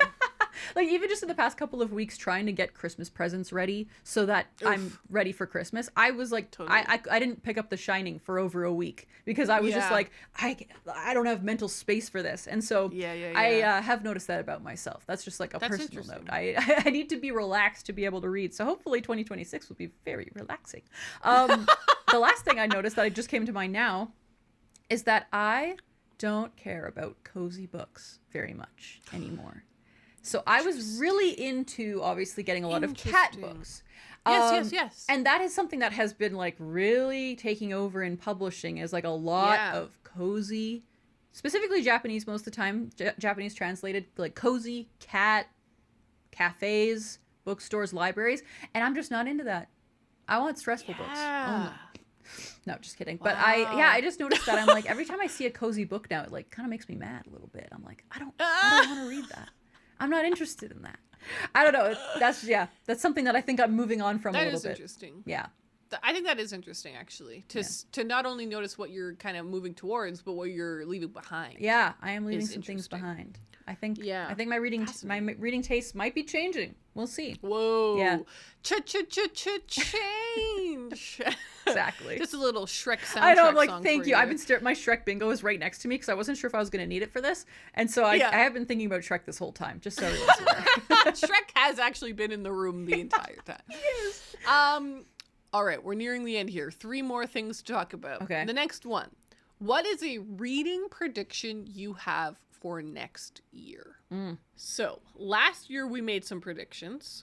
Let's look at those first. Last year you predicted that it's going to be more of the same, more cozy books, more romance books. I think that's very much correct. Yeah. That seems to be what predominated everything. But then you also predicted that there would be more AI in fiction. Oh. Anybot is a good example of that. Yeah, that's true, actually. I don't remember saying that. That's funny. Basically, I shared an AI one, and then you kind of were like, actually, I'm going to... And you just kind of spur the moment. Okay. Yeah. But yeah, that makes sense. I mean, because I think like Clara and the Sun was really big a few years ago. So I think now, especially now that AI is becoming so much more prevalent in everyday life, I think people are thinking about it a lot. People are worried about it being put into robots. So yeah. Yeah. Okay, my 2 predictions last year, I'm excited to say, totally came true. Yeah, you're smart. You got the foresight. I'm not sure if I'm excited to say it because the first one's kind of scary. Yeah. So I had said that. Oh, actually, my first one was more bookshops will open. Oh. I had personally noticed a trend because I run a website called everybookshopinnovascotia.com. Yeah. I had noticed that more bookshops were open. Oh, like every year there's like 4 or 5 bookshops opening, which Nova Scotia is quite a small province. There's only 1 million people. So for 4 bookshops to open every year for the last few years, I'm like, it's growing, not shrinking. Yeah. And I was like, I think that that's going to continue.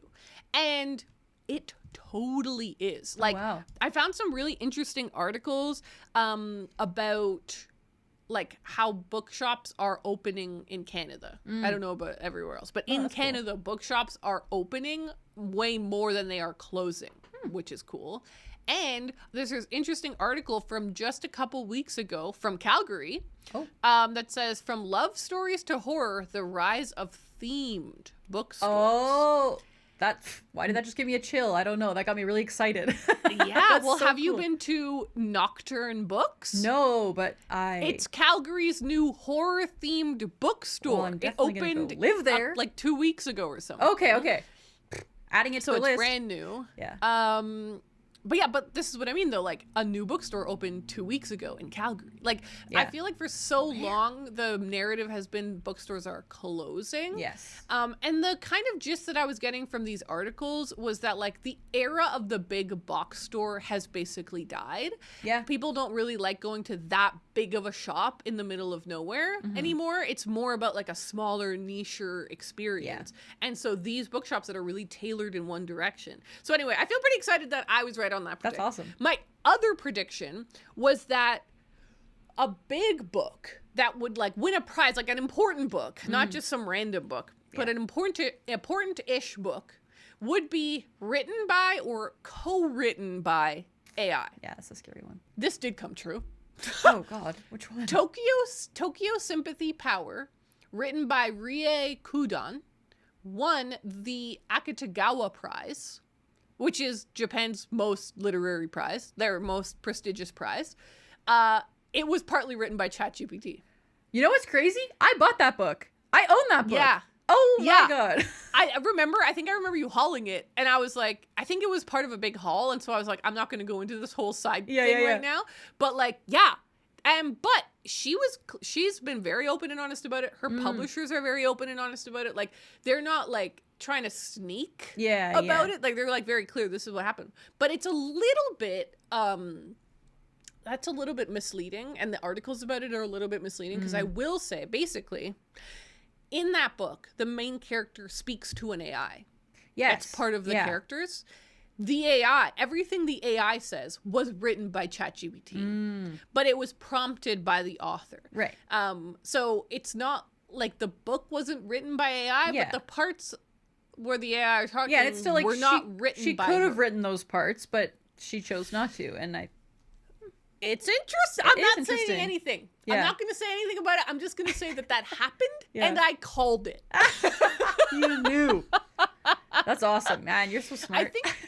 I think technically it happened like that. The Akutagawa Prize happened like right before I made my prediction or something. But like I didn't know about it. How would you know about it? Yeah. Right after or whatever. Crazy. But anyways, very interesting. Okay, now it's time to predict the future. Oh, yeah. I'm hyped on my predictions. Okay, I'm not hyped on mine, so you go first, and I'll just slide in there. Okay, I'm continuing with the AI. This is my big predict. I have a big one and a joke one. Okay. My big predict for AI, I'm pretty hyped on this one, you guys.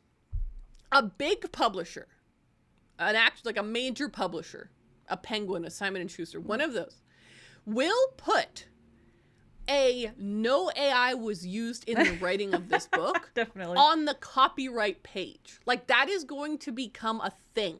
You know, in a lot of books, if you open them, there's the FSG symbol with a little tree. That means that book was published using environmentally friendly recycled paper.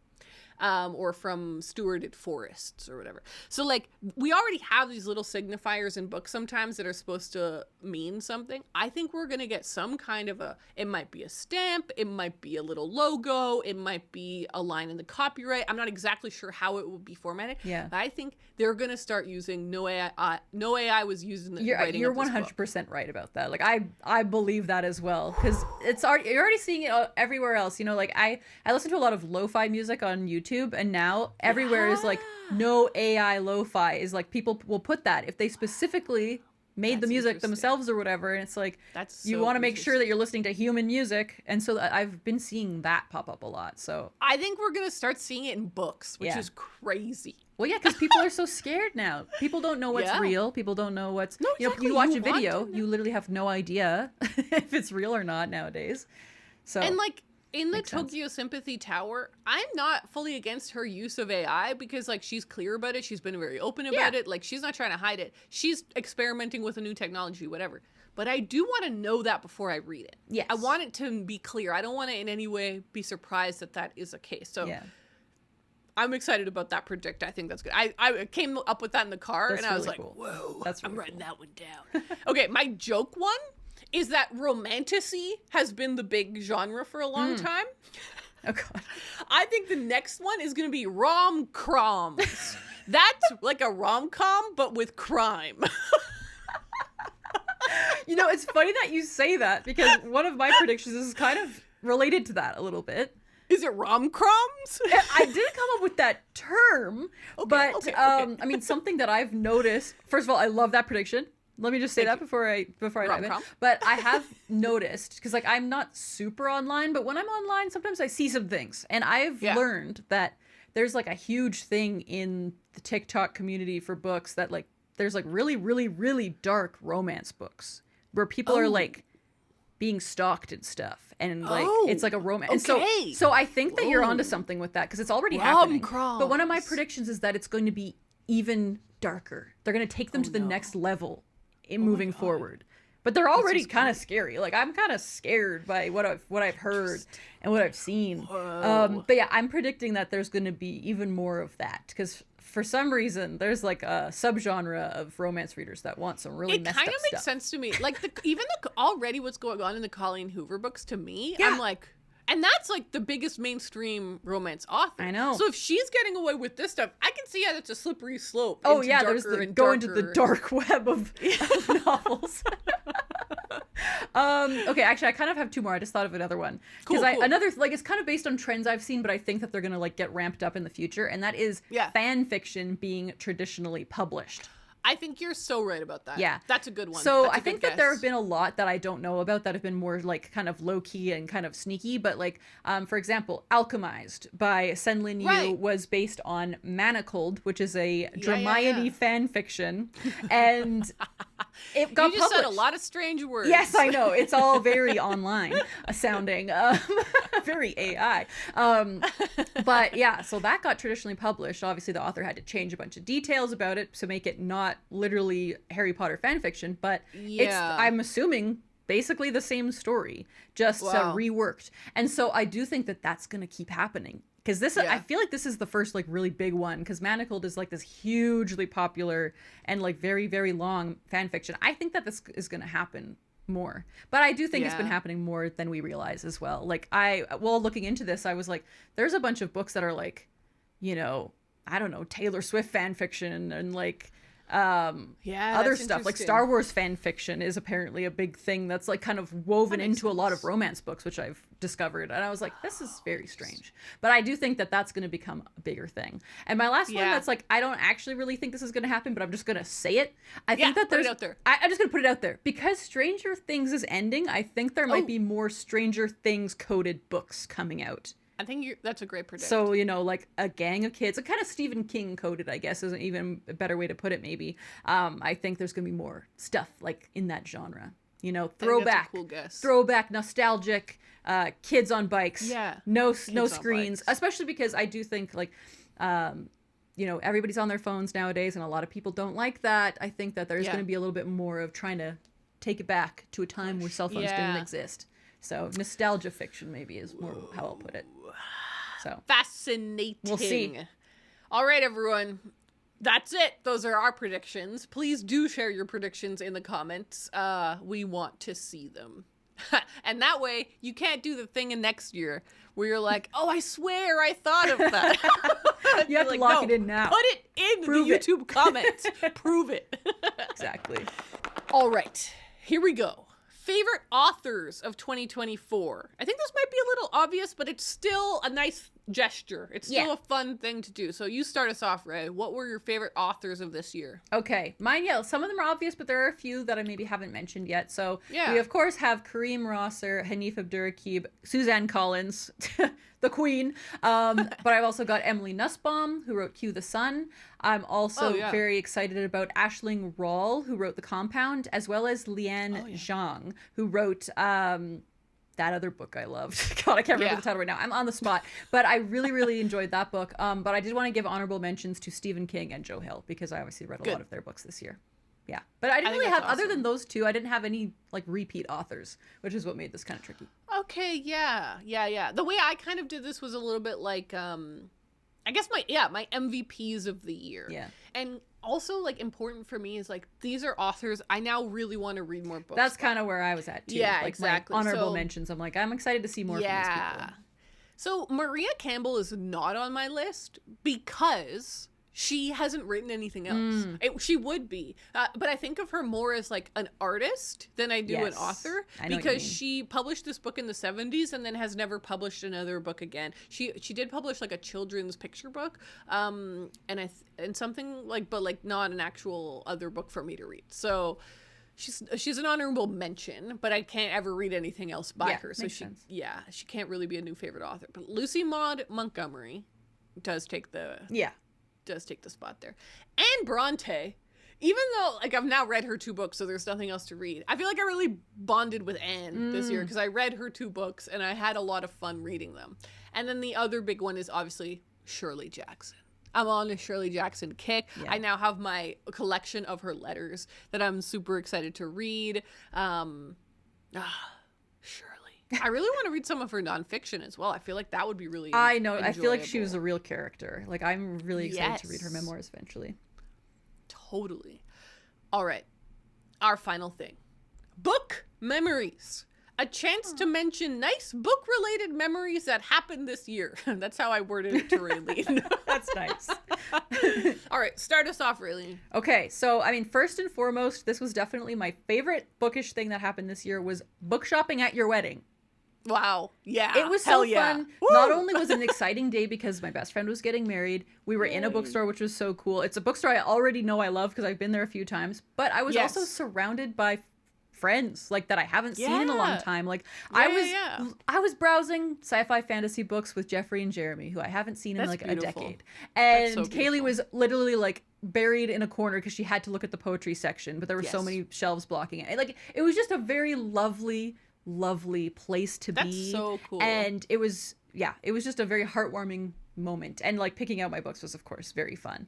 But similarly, another memory is just like taking one of my good friends to bookstores in Calgary. She came and visited me over my birthday, and I took her around to a bunch of places, and we had so much fun thrifting and shopping in bookstores that I love, but also discovering a new one that I had never been to, doing a 15-minute mad dash through Fairs Fair Books, which is my new favorite store. Yeah. That was really fun. So those are some really fun things. And then lastly, just spending time by myself walking and listening to audiobooks, honestly. Yeah, you've been on so many walks this year. I really did. This was a big solo year for me, I feel like, because this was the first full year in this new place where I don't really know anyone. And I was just like, you know what? I'm not going to try and force anything. I'm just going to like spend time with myself, and that's fine. Yeah. And so I spent a lot of time going on long walks, listening to audiobooks, specifically listening to the entirety of The Long Walk by Stephen King. I think that was a very funny thing that I did this year.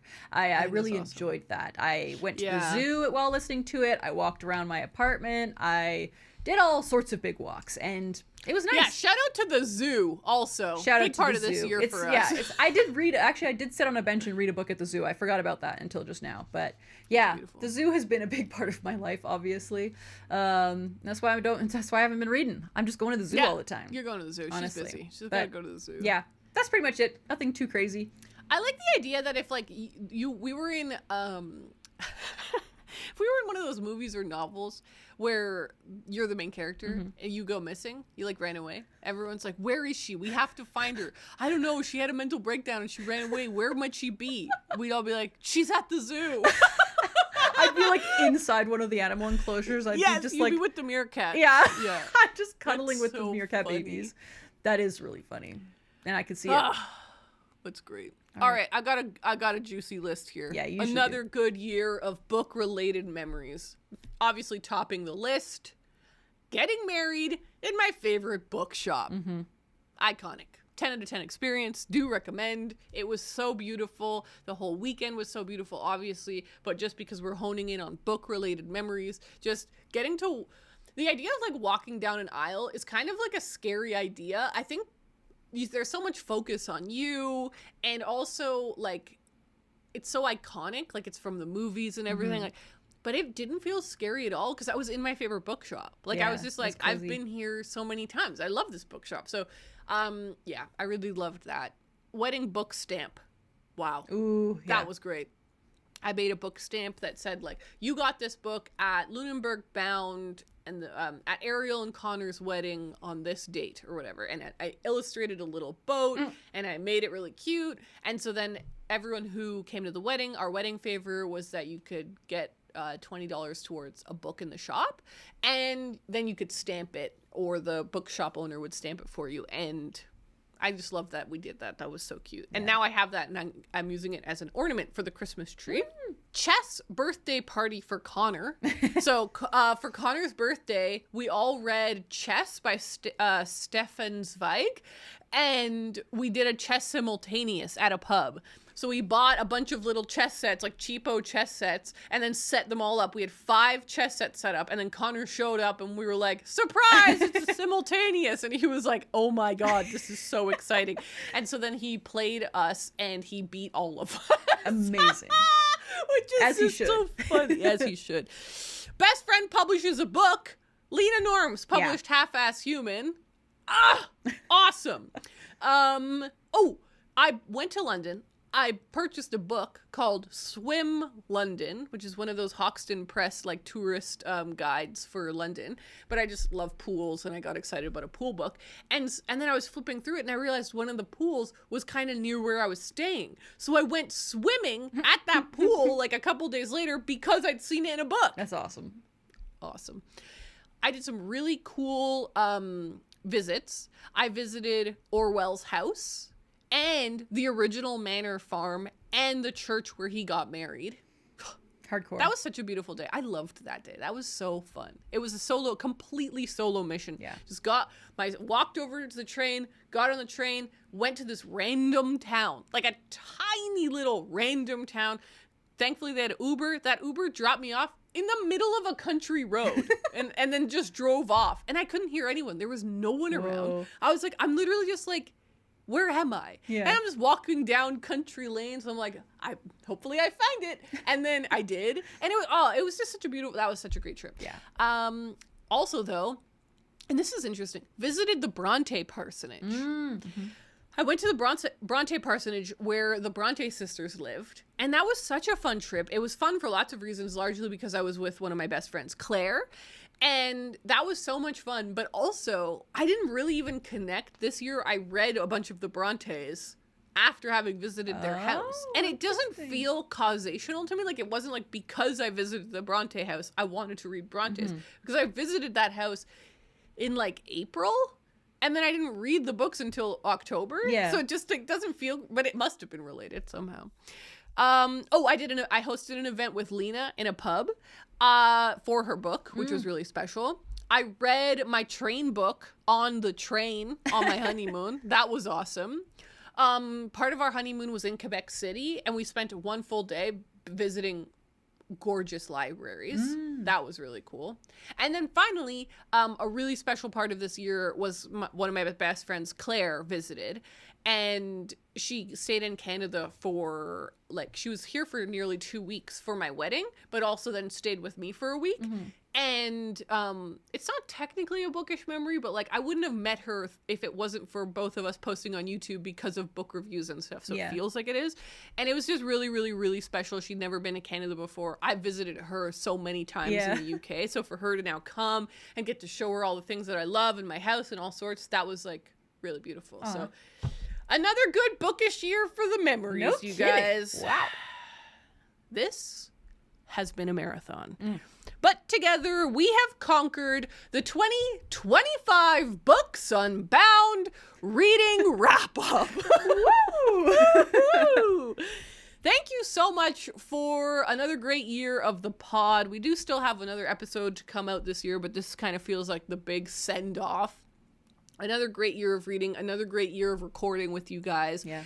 Please let us know your top book of the year in the comments. We really want to know what your favorite book of the year was. That's so much fun.